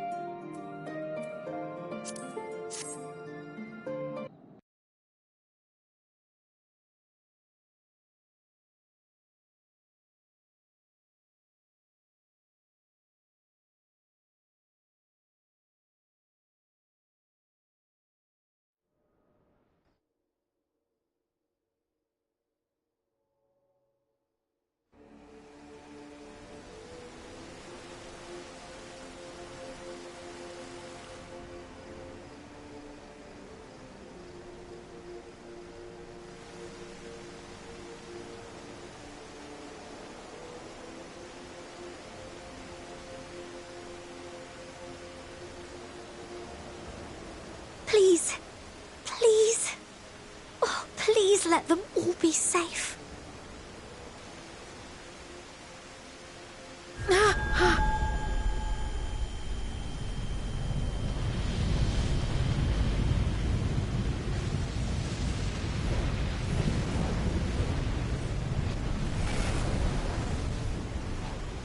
Cryle? Are you all right?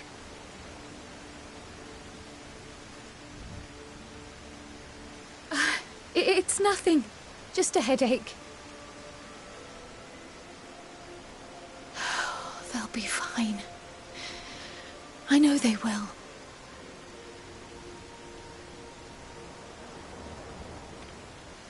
Apologies for the interruption. A man arrived on the last ferry. An associate of the Scions. He wishes to speak with you at once.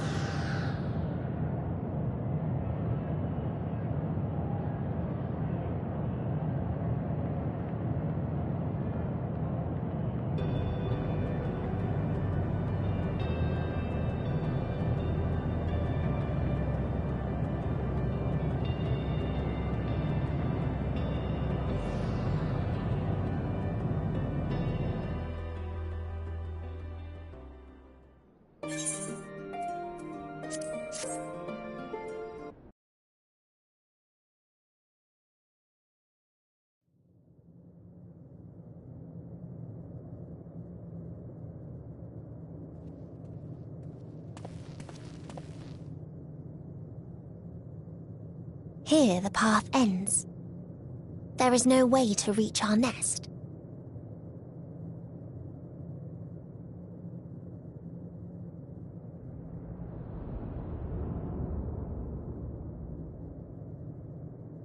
I told you.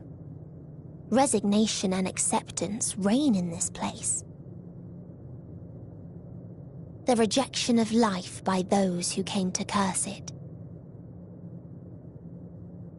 Those whose dreams were unfulfilled, whose prayers were unheard, whose labors were unrewarded.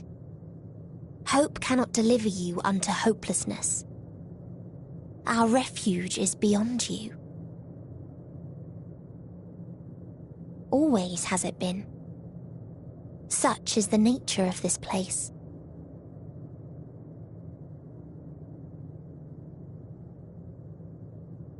You should have remained on Atheris.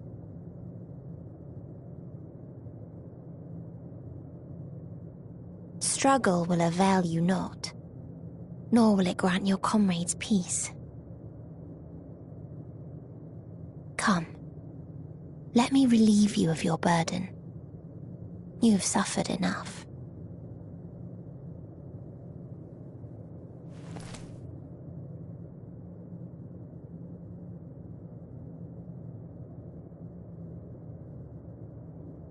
Asm's magic.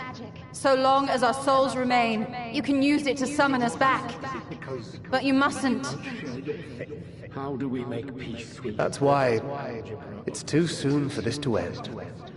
There are so many people in the world. You must triumph. Be safe, all of you, and come back. Oh, it was I am ever grateful. I came to appreciate most about our star is that there remains so much we do not know. After all these years, is this the answer I was hoping for? So long as we remember, our fates remain ours to shape. And Godspeed.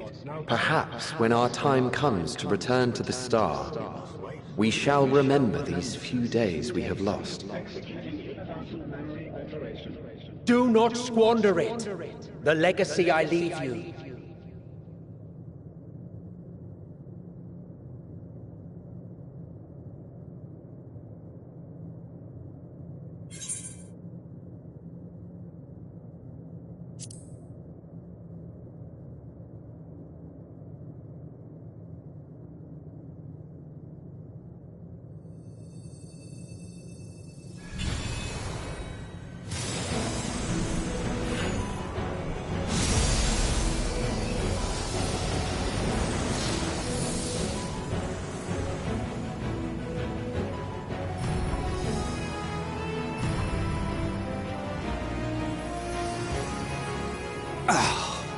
I bid them remember, but all this time I'm the one who had forgotten.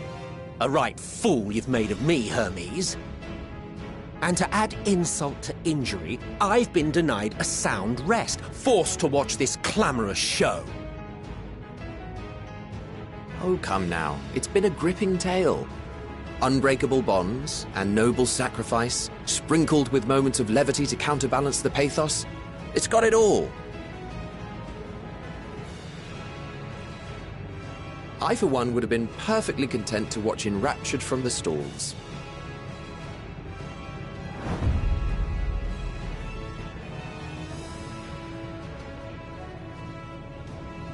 But I won't say no to a bit part. What are you? Half-faded souls of the dead. Isn't it painfully obvious? Worry not. We haven't the power to defeat you, nor is it our duty to do so. Not anymore.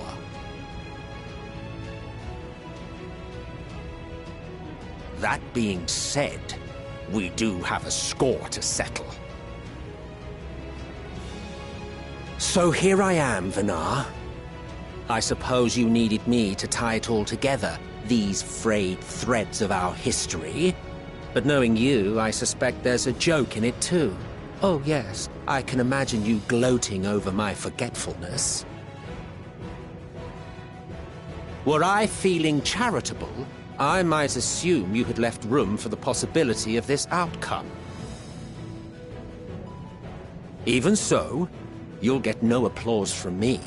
A single gesture will not lighten the burden I've had to bear.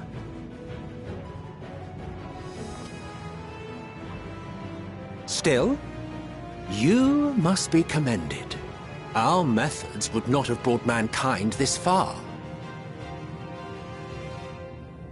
And so, as a show of respect to the last of us, I make this declaration.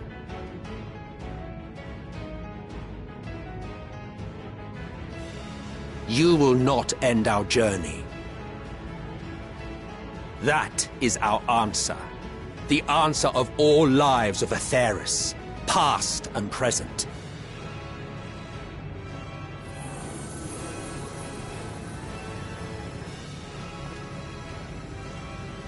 As you've called us to the stage, so shall we perform. And creation magics never fail to please. Drawing upon the hopes of your comrades, we will make for you a new path.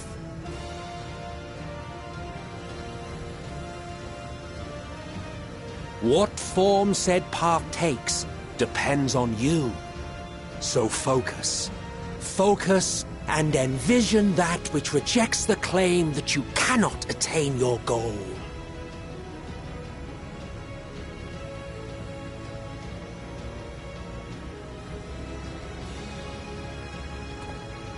Ours is the wisdom to weave the fabric of reality.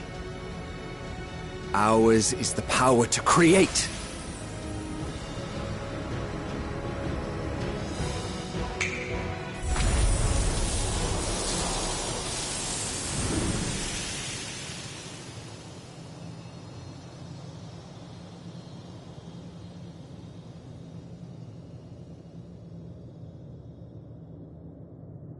Meteon, though I gave you these wings to soar the heavens, I did not teach you how to walk the earth. So loath was I to bind another living being. In the course of your long journey, you will learn from those you meet. Learn to walk and run, and so much more. A flower.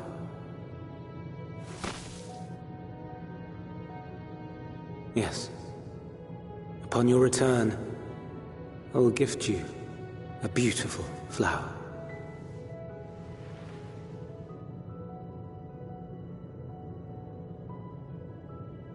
These Elpis blooms serve as proof that this realm is not utterly devoid of hope. No more can you deny its power. No more is yours the dominion of despair.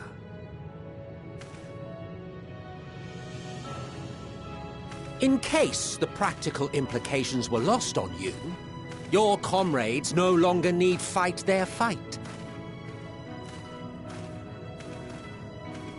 So go on. Call them back to your side.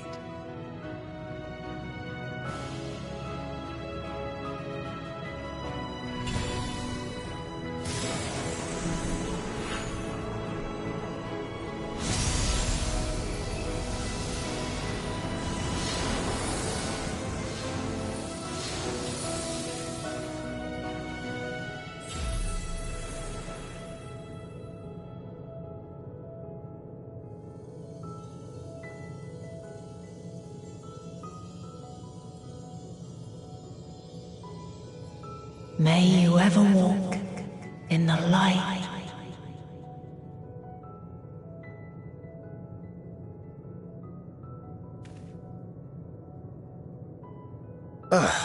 How disappointing. Not even a single scar in the making to brag about. You'll find a way regardless. Honestly, this is far more than any of us could have hoped for.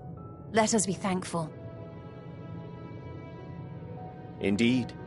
That we thus stand reunited is a gift. Let us not squander it, and see that we all return to Etheris. Aye. As soon as we've averted the final days. Good to see you again. Our heroic sacrifice paid off, I take it.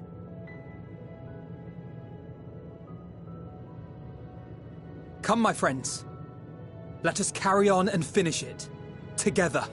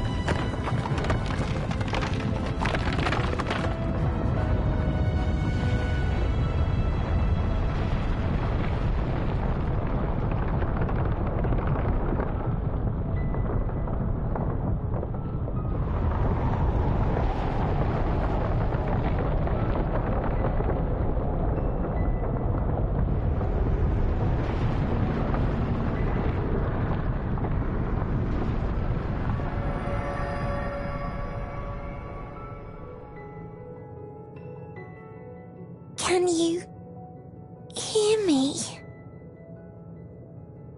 The voice is within, crying in pain, wailing in sorrow, hurting, hurting. End it. Silence it. Silence our song of oblivion.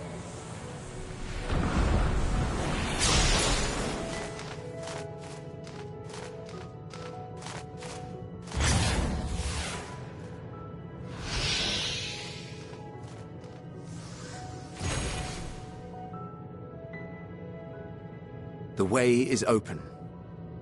They can proceed. So it seems.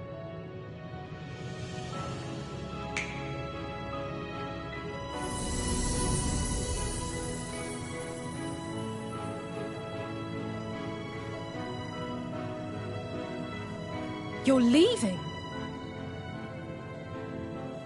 Of course. The encore is finished, and I will not suffer myself to live again by Heideling's magic. But more than that, the future you seek is not the past we loved. That is why we fought, and why I lost. But though you defeated me, my ideals are inviolate, invincible.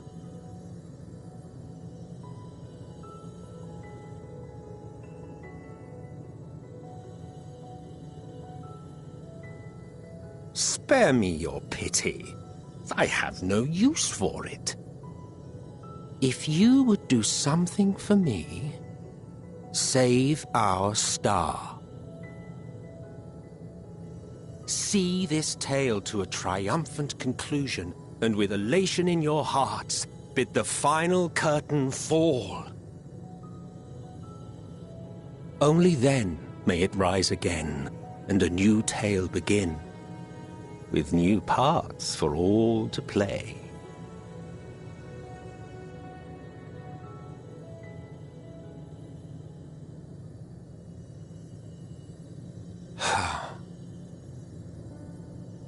Tell me, have you been to the ruins beneath the waters of the Bounty?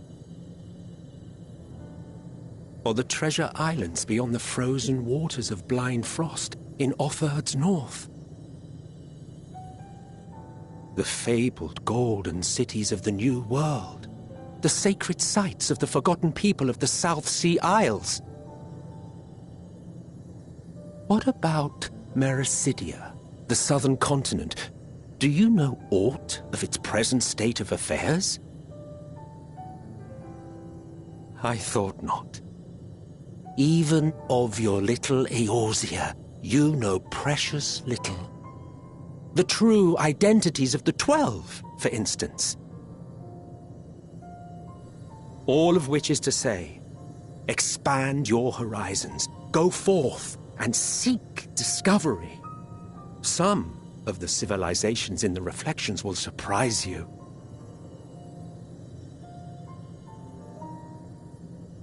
As the bearer of Azem's crystal, you may consider your duty to see at least that much.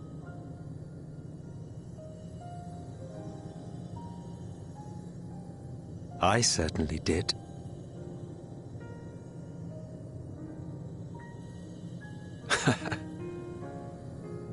I pray we meet again. If not in this life, then perhaps another. Whensoever it should be, I trust it will be a most joyous reunion. For you, maybe. I want nothing to do with it. Oh, don't be that way.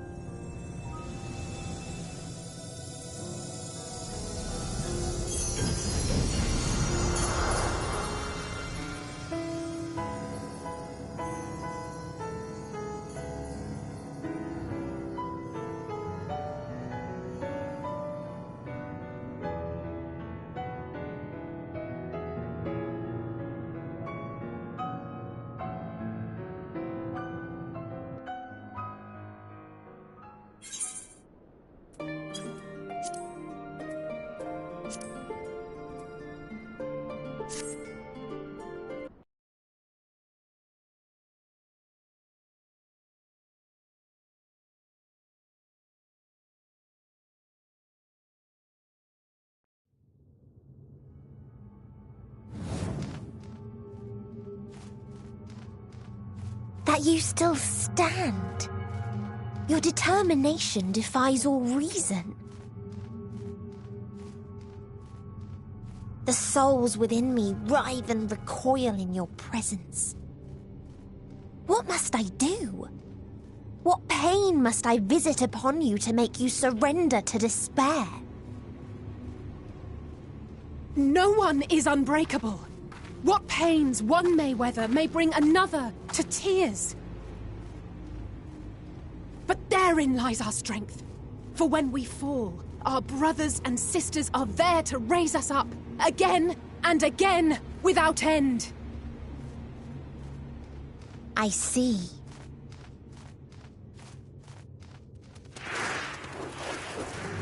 But no matter how much hope exists, ever will there be more despair. Ever will the living pass the present and lament the future. So shall we sing until life ceases to be.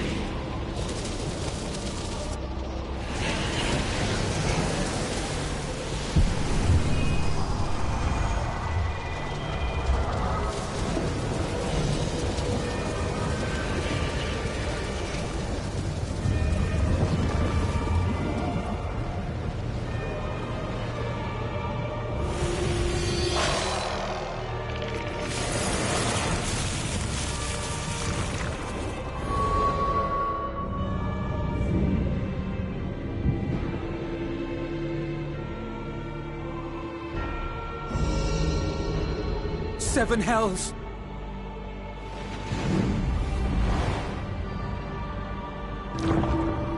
On your guard.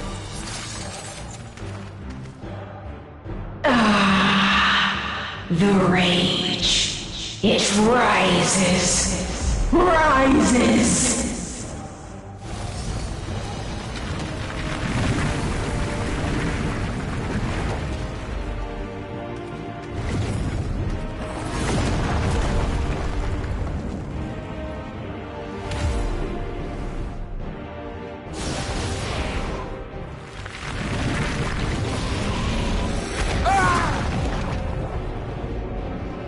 Stop! Calm yourself, please.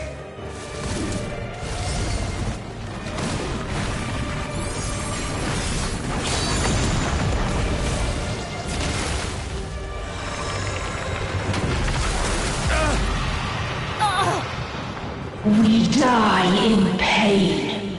We die in suffering. Who are you to live? Who are you to hope? Hold on, my friends. Oriange, watch out!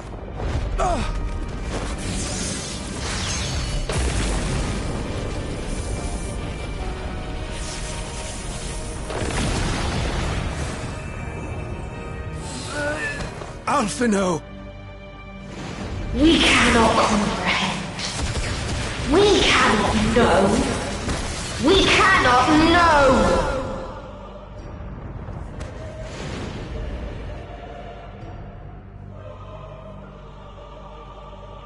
Don't, please! Don't do this to them!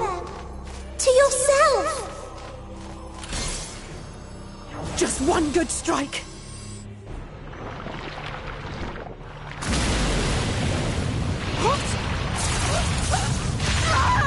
Stop! Please stop! We will not suffer alone. All will know our pain. No, you don't!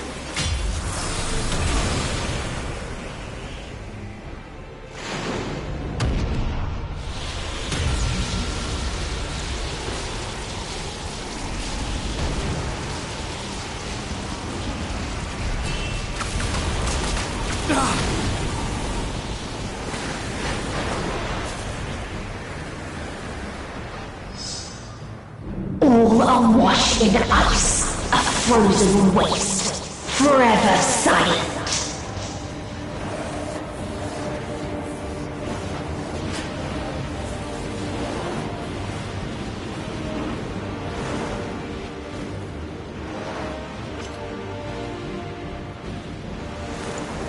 Wait!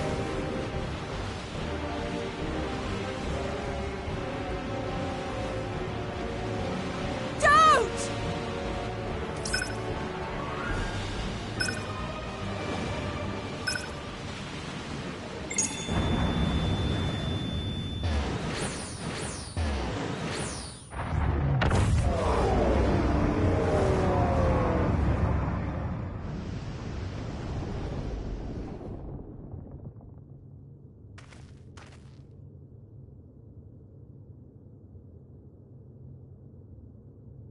You gifted them escape and rendered yourself powerless. Bereft of the synergy you claim is your strength, unless you mean to call upon the dead once more.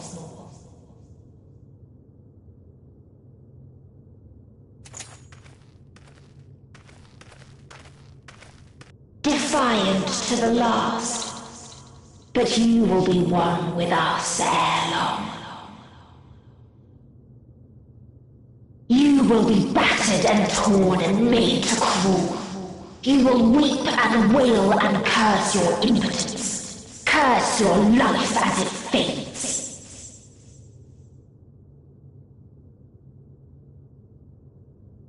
As we did, as we died. Such pain and sorrow we felt, such anguish and rage. We tried, but it was no use. Only when we surrendered did we find release. Only when we embraced death.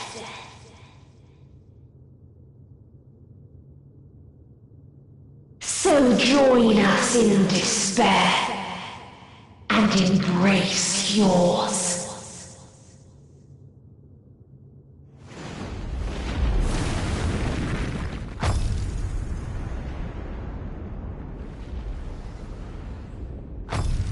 My ultimatum. What is happening?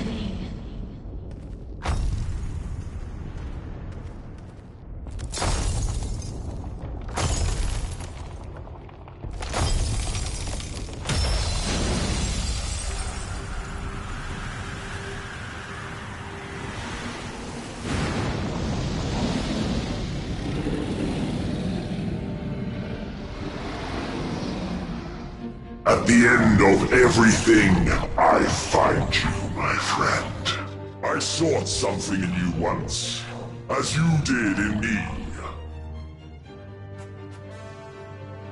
When at last I understood what it was, I journeyed to Sharlayan to seek you out. Struck a bargain with the woman who shares your gift. In exchange for lending the Scions my aid, I was given the means to come hither. Gorging upon what remained of the Mother Crystal, I reclaimed the form of the dragon. And, hungry still for our reunion, I rode the light of the stars to you. I take it this is your prey.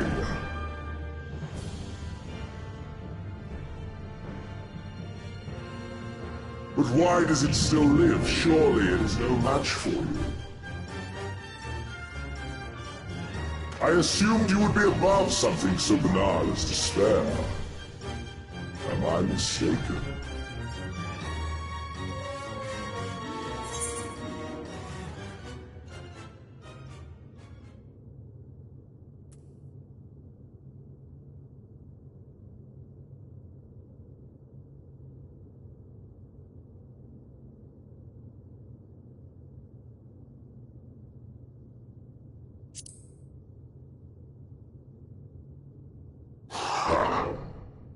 I care not.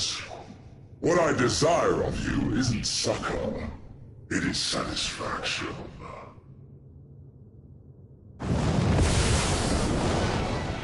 So come! Let us dispense with this distraction, you and I!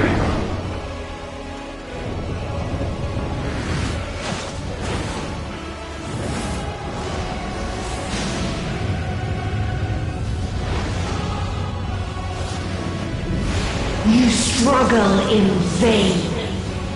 You will not silence our song of oblivion.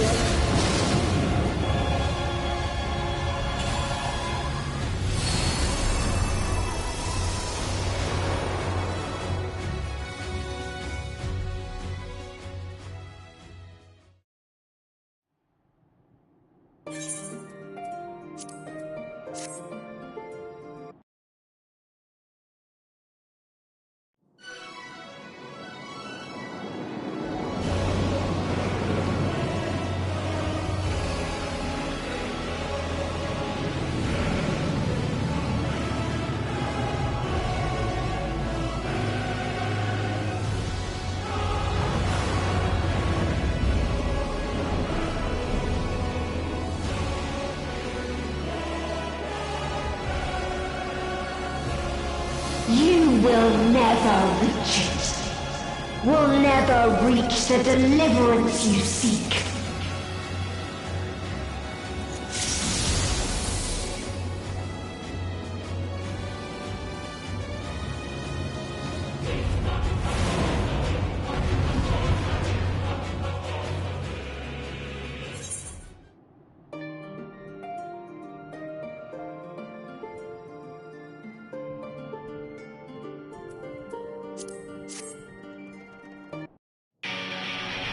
If this was not the answer, then what is it?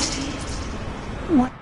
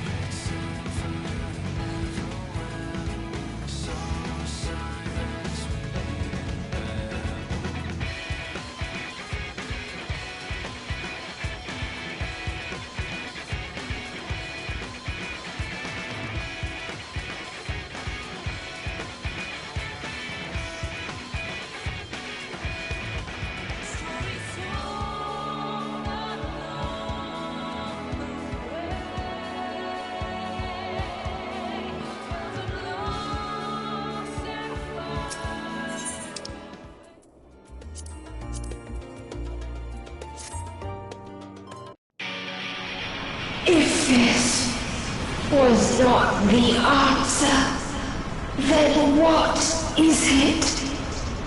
Where lies happiness?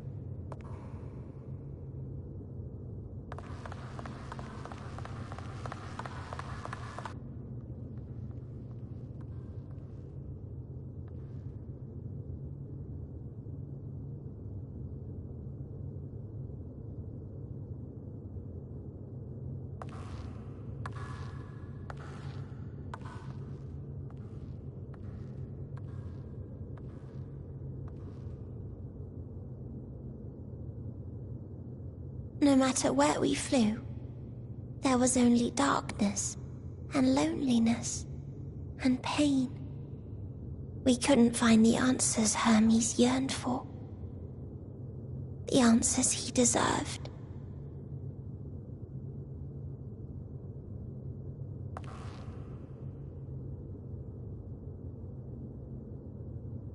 Greetings, you who are my final encounter.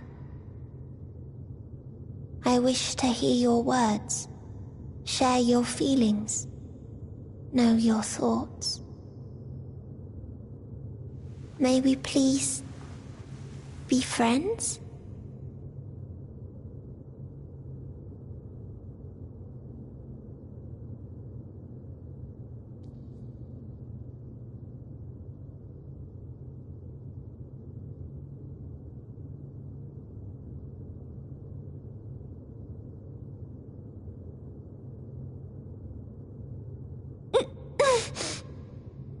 Yes, I can see them.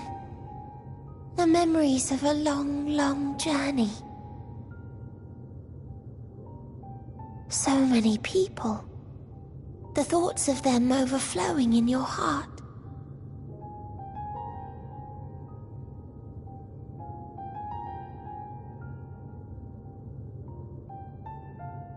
What they live for.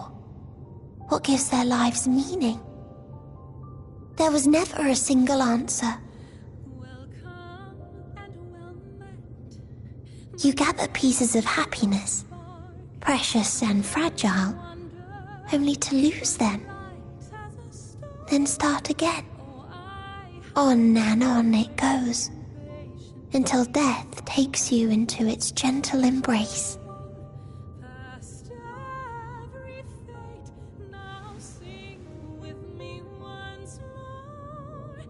That which Hermes sent us to find was there all this time, on Atheris.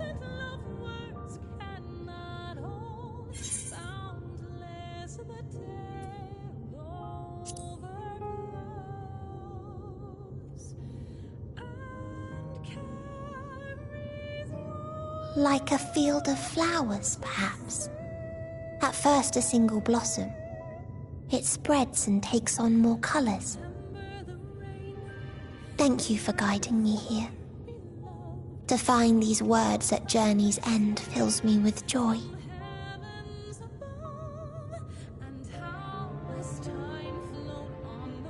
And so, before I fall forever silent, there is one thing I must do.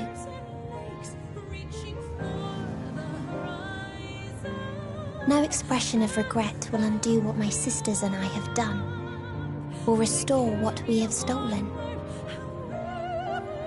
But if you would allow it, I would sing one last song. A song of the newfound joy that swells in my heart.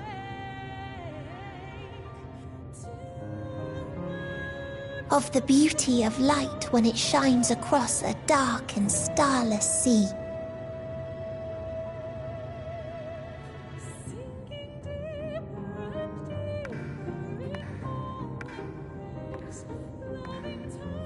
Of a dream that from the soil of worlds now lost to sorrow, life will spring forth once more, nourished by gentle rains and caressed by uplifting winds. A song of hope.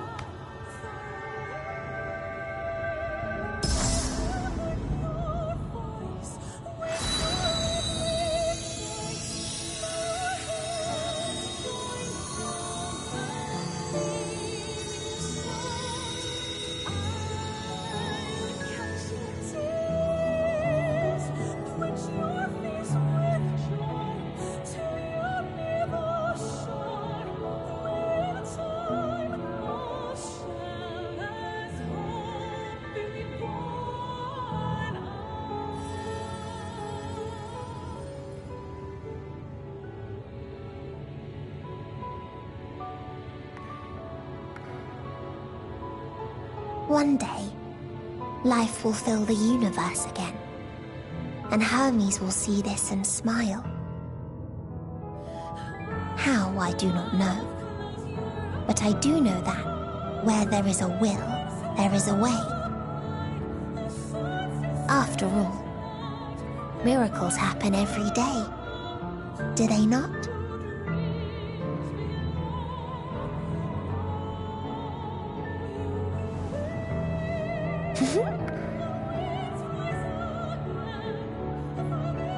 I will create a path back to your ship, where your dear friends await.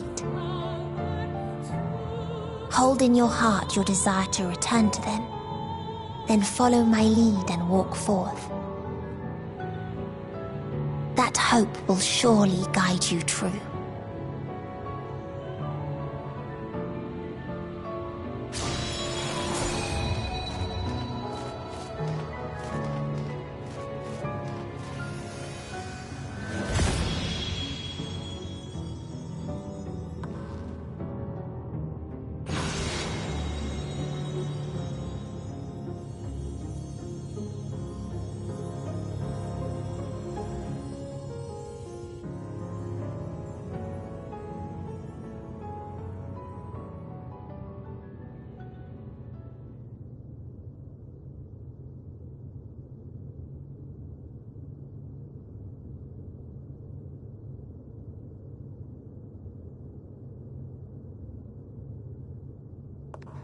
You mean to return to the world where you are hailed as a hero.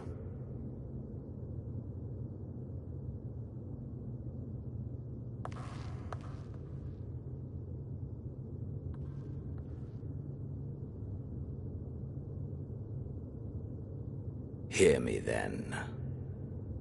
Not as a hero, but as simply you. As I learned in Alamigo, you are a formidable foe. Stronger than any I have faced. Against you, I need bring my all to bear. I need burn through the candle of my life. This is the sole pleasure I know, and it is the sole pleasure I have to share.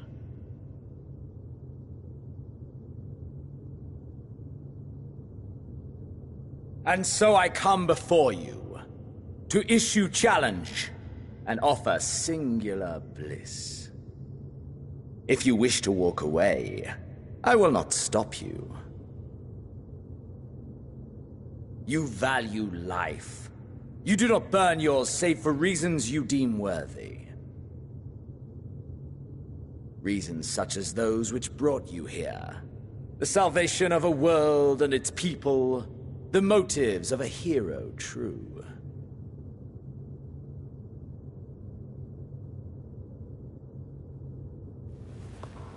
But there is more to you than that. You know this to be true. As surely as you know the thrill of pushing your body and soul to their limits.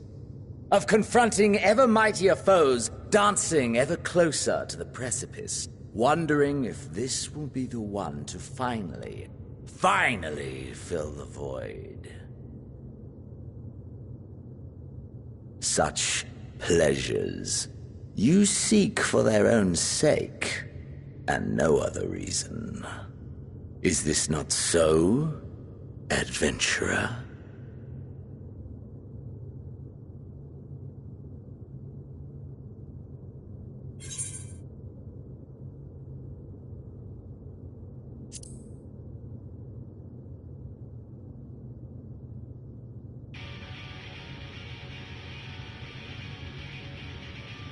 Ha!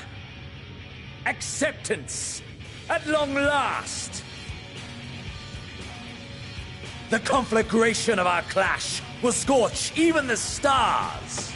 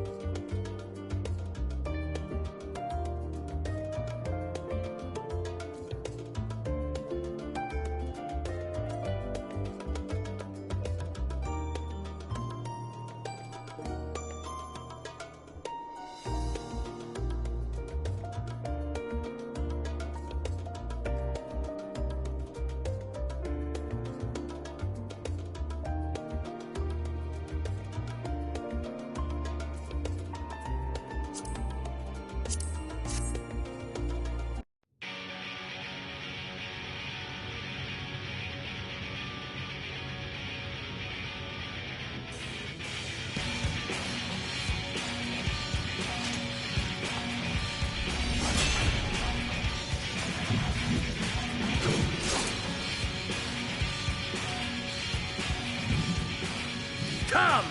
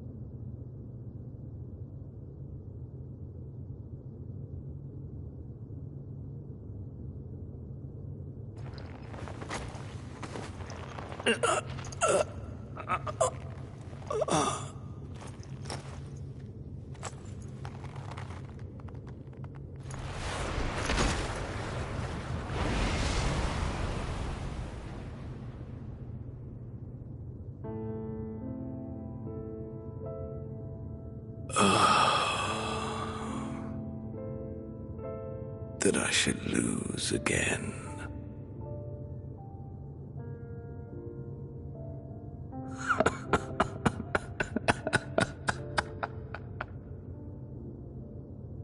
How disappointing.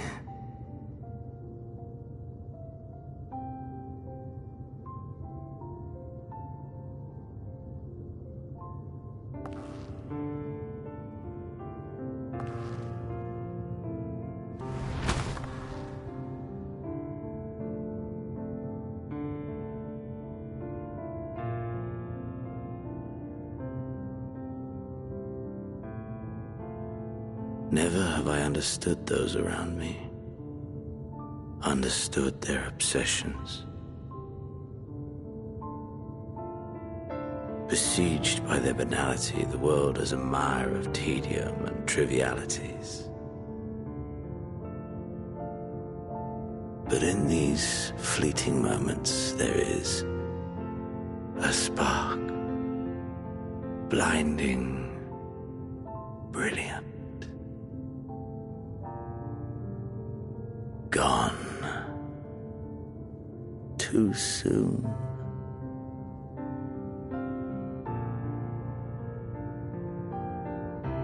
What of you, my mirror?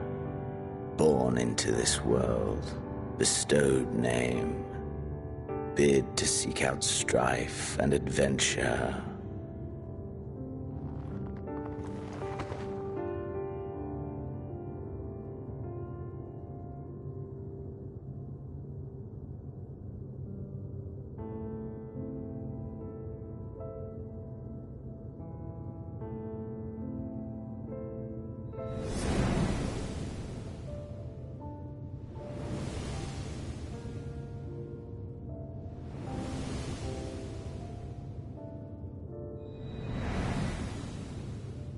Was this life a gift or a burden?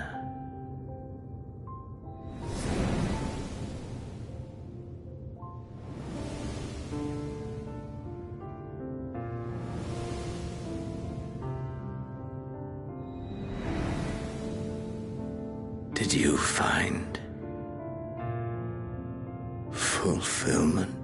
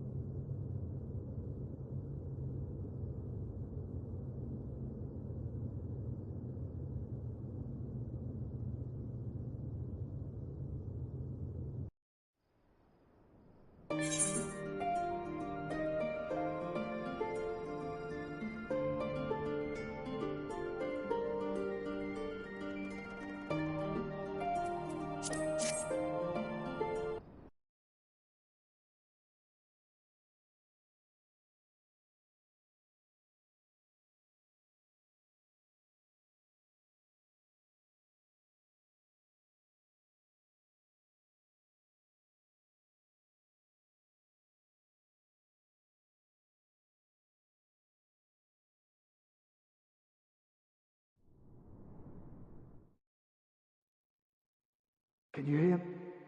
Safe. Must tend to...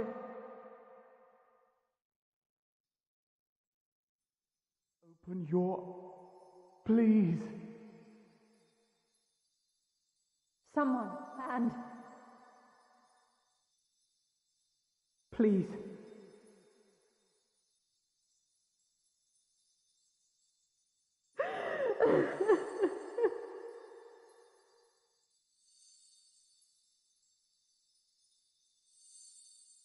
You can't leave us! Not like this! If you do, I'll never forgive you! So come on! Open your eyes and get up!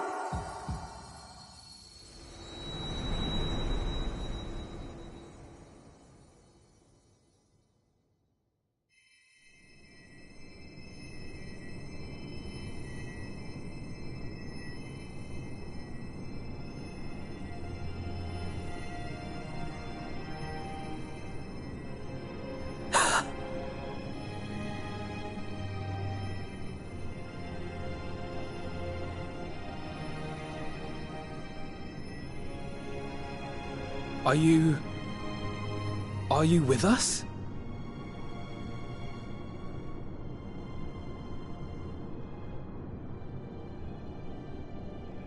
Oh, thank the heavens.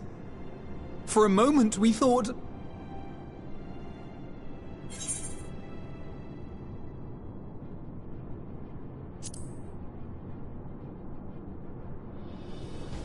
After what you've done, you're the last person to be asking that.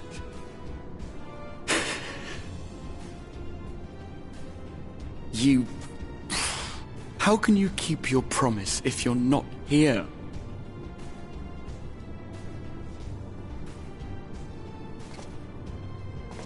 Another fine show you've put on, my friend. A fine show indeed. What were you thinking, fighting alone? Never do that again. My poor heart couldn't bear it. Put yourself in our place. If you hadn't returned, how do you think we would feel? And if that sounds harsh, it's because we care. We tended to thy wounds as best we could, but how is the pain?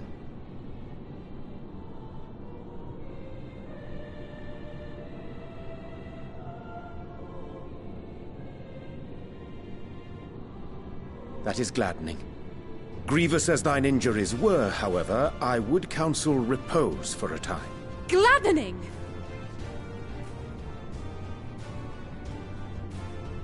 There's nothing gladdening about this! When Meteion appeared in here and told us that you were right behind her, we all got our hopes up. But you never came! And when you finally deign to appear, you're within an ilm of your life. Damn you! Damn you for making us worry!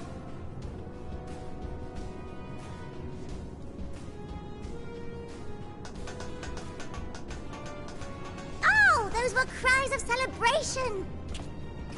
Anyway, well, the important thing is that you're all alive and in reasonably good health, and we mean to get you back that way. As for your earlier request, I'm quite certain we're in range to make contact now. Ah, excellent. Let us announce our return at once. I hope you're ready.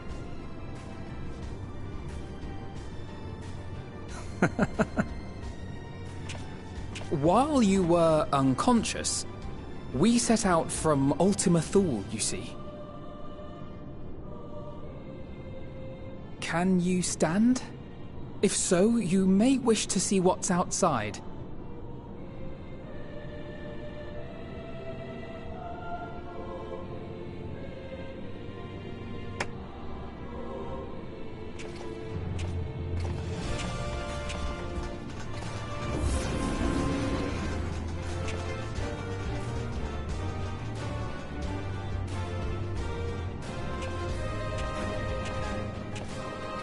We're home, my friend. We're home.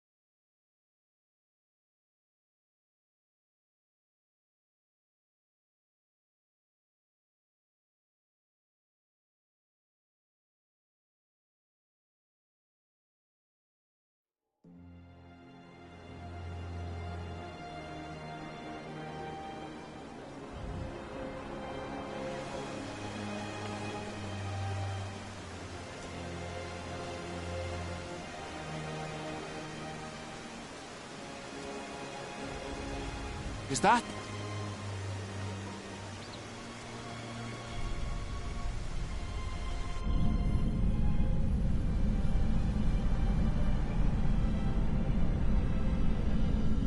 It is! It's the Ragnarok! They're back!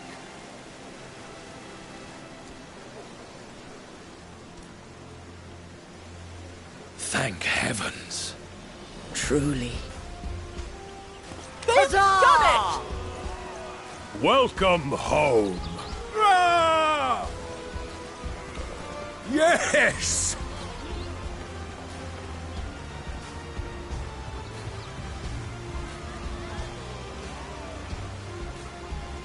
Ah.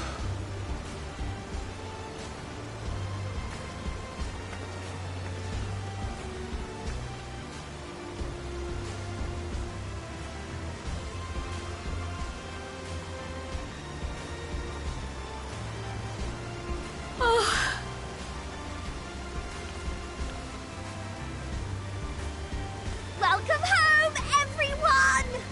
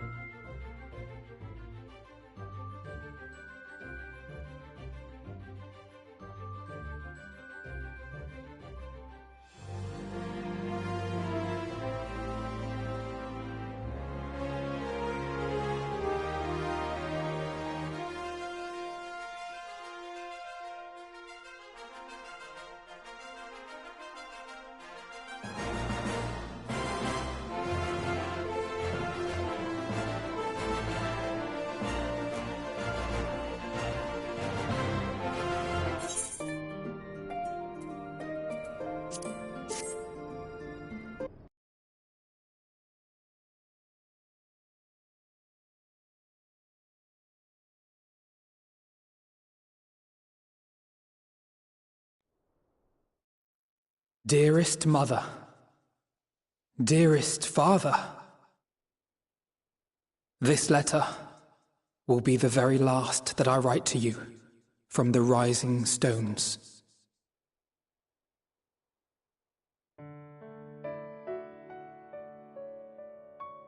As I commit these words to parchment, I fondly recall my journey as a scion.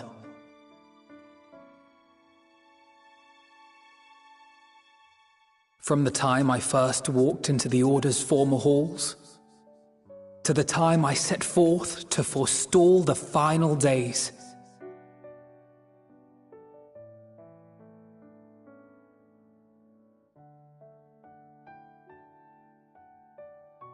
At the farthest reaches of the Sea of Stars, we fought the battle of our lives. Fought against despair itself, a veritable maelstrom of it, fed by the resignation that dwelled in the hearts of beings not so unlike ourselves.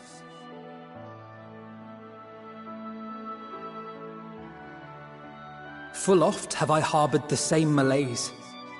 Have I been brought to my knees, crushed by the weight of sorrow and defeat, convinced that I will never rise again.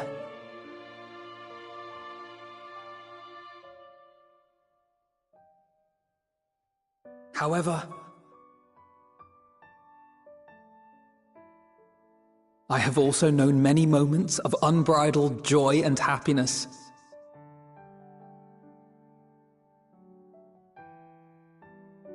By this truth do I find hope within, blooming resplendent, like the Elpis flower.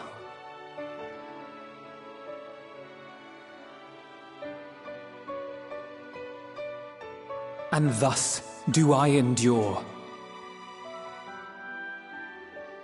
Do I look forward to creating more memories with my friends and loved ones.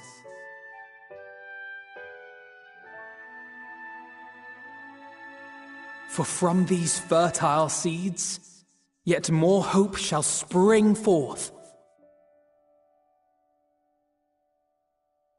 And they will grow to become shining lights that illuminate the dark.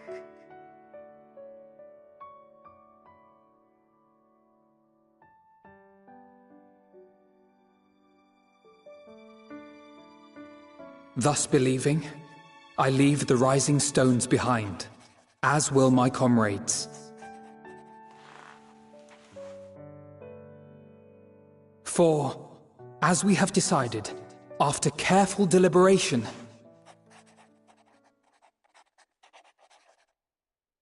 we are disbanding the Scions of the Seventh Dawn.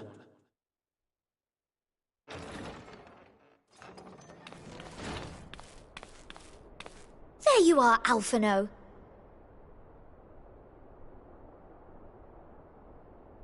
Everyone is already gathered in the foyer.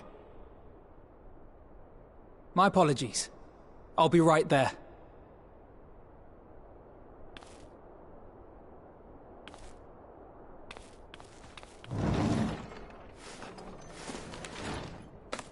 At least, that is what the story will be.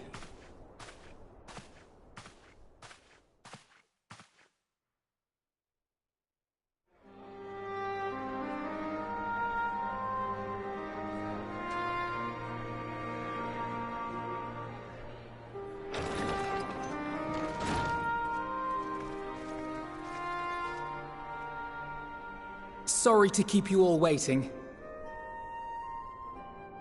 What could you possibly have left to do now? Oh, just a letter.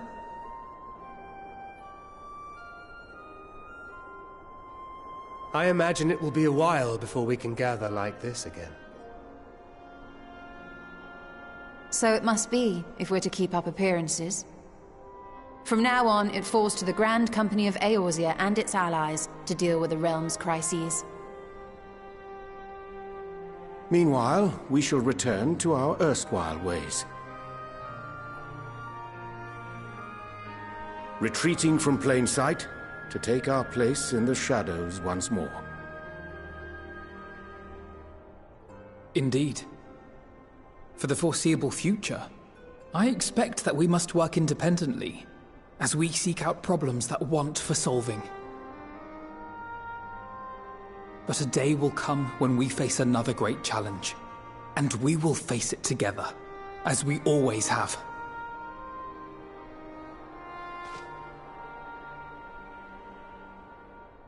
As much as I look forward to that day, I do hope it doesn't come anytime soon. Well, formal association or no, if any of you should require my services, you need but ask. I'll be glad to keep my lance arm honed. I'll hold you to that. So you had better keep your link pearl on hand.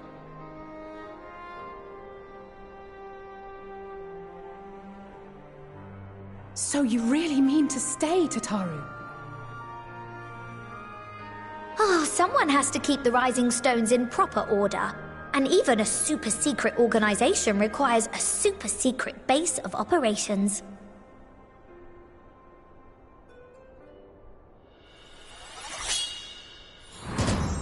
To the rest of the world, it will be naught more than a workshop for Eorzea's foremost up-and-coming artisan. If you thought our coffers were full to bursting before, just wait till I can devote myself wholly to the crafts.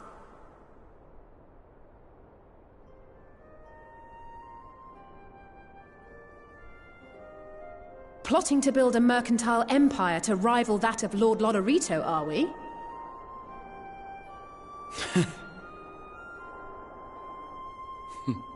I, for one, look forward to your future successes, Tataru. As do I our next meeting.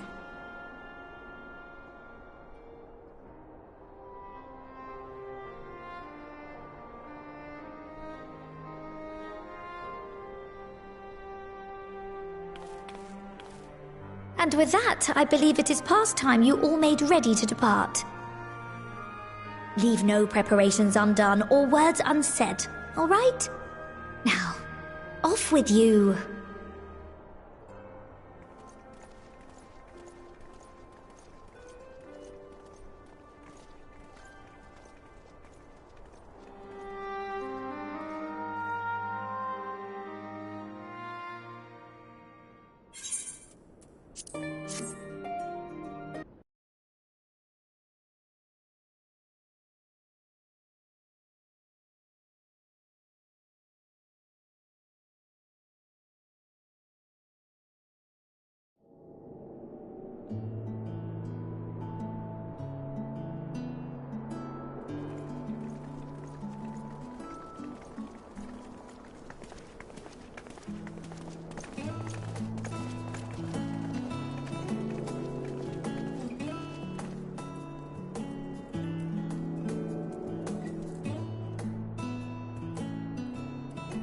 I suppose we're off to Garlemald then.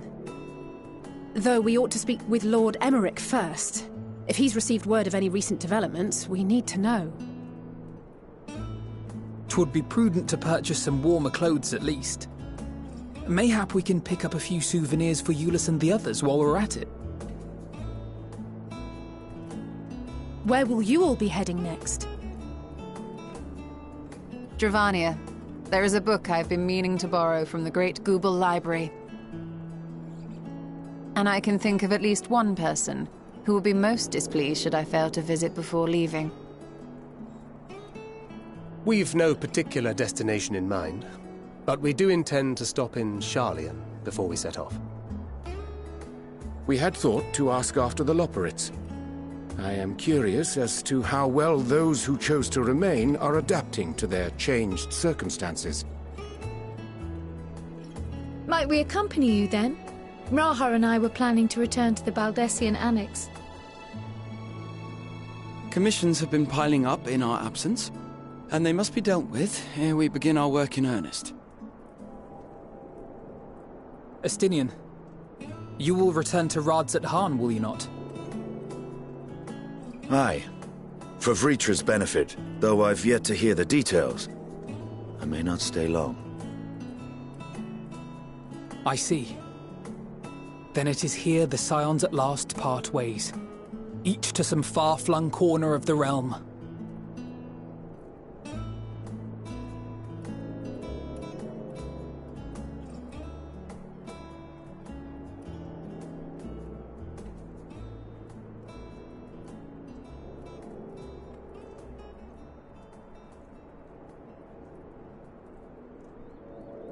Perhaps.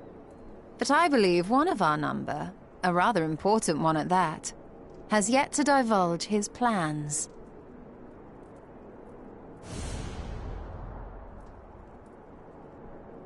Quite right. Indeed. Fair point. So, what's next for our humble adventurer?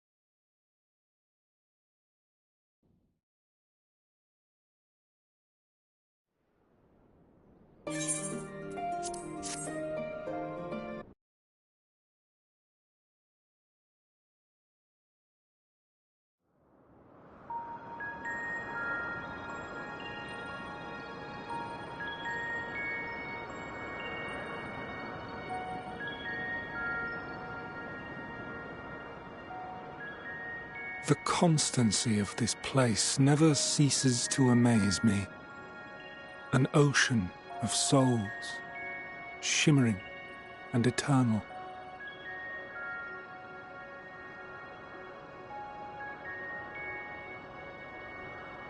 And yet, something stirs. Yes. Steeped in darkness, deep as starless night. The beast hungers. Alas, I dare not investigate in earnest before the coming of my guiding star, as he foretold.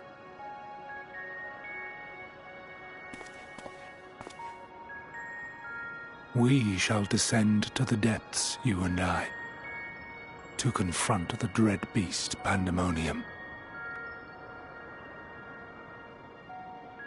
Oh, the sights we shall see. The sights we shall see.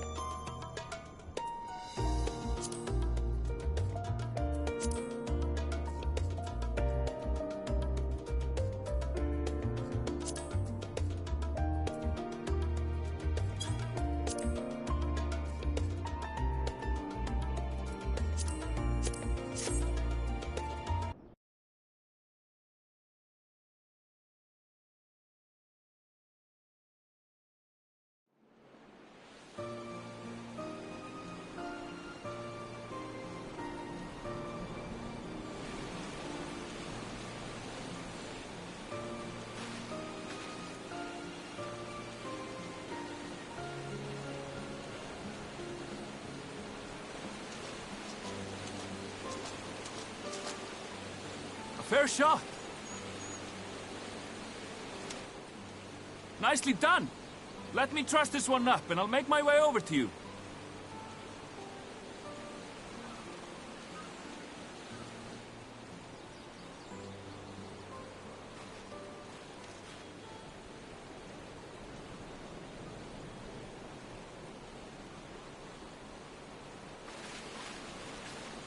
There you are. Any new revelations?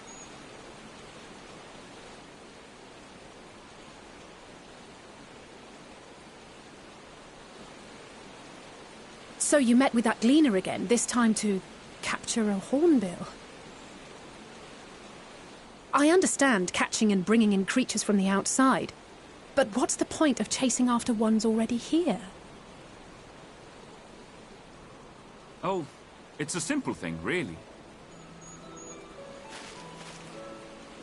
Occasionally, we remove specimens no longer needed for study, or those we've had difficulty raising.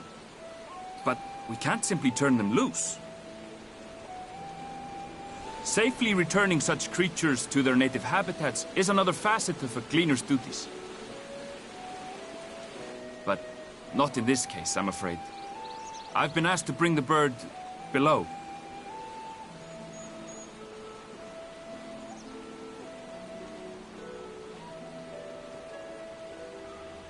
The restricted section in the lower levels of Labyrinthos. Open only to a select few researchers handpicked by the Forum. The projects down there are the subject of rumor and hearsay. Forbidden magics. Advanced technologies that can never be allowed to fall into outside hands. Even Archons are not privy to the truth. Those who are, the researchers involved in this secretive work, are not permitted to walk freely in the city, and are instead required to live in isolated quarters. What could a facility subject to such strict security protocols possibly need with a hornbill? An experiment? Possibly. I wasn't afforded an explanation. But judging by the requisition list given to me and my colleagues, I doubt it's for any kind of advanced research. I'd be more inclined to believe we were making preparations to migrate to the south. Mericidia or thereabouts. What? Why would you say that? Much of the flora and fauna we were asked to procure could serve as reliable sources of sustenance. They're comparatively hardy species, too, able to endure harsh climates. And among them are specimens known to be effective in improving soil quality and purifying water. When you put it that way, migration does sound like a reasonable assumption. That's all it is, though. An assumption. Through our tasks, we gleaners glimpse only bits and pieces of the Forum's plans. Our prime concern is that our requisitions, be they living or otherwise, are properly preserved for the knowledge of future generations. Now, I really must be going. I regret that I cannot reward you as you deserve.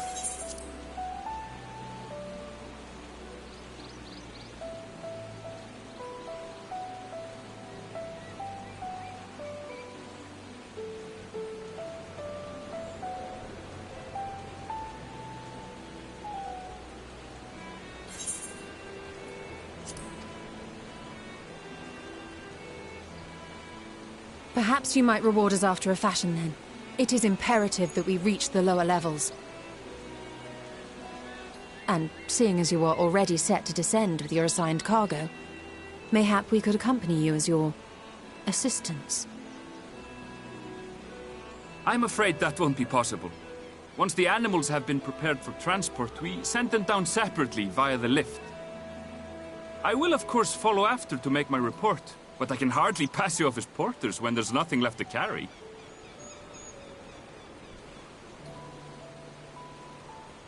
Indeed. Pray forget I said anything.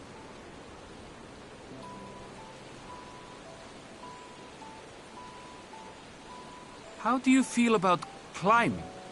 If you've strength and the courage to brave it, then there is another way down. This path leads to the 33rd facet, a mine shaft excavated during one of our expansions of Labyrinthos. While I cannot guarantee that the passage is safe to traverse, it should provide access to the medial circuit below. I never even knew such a place existed. Thank you. This is the perfect solution. You're quite welcome. But consider yourselves warned. If the going proves too treacherous, you'd do well to turn back. I bid you good day.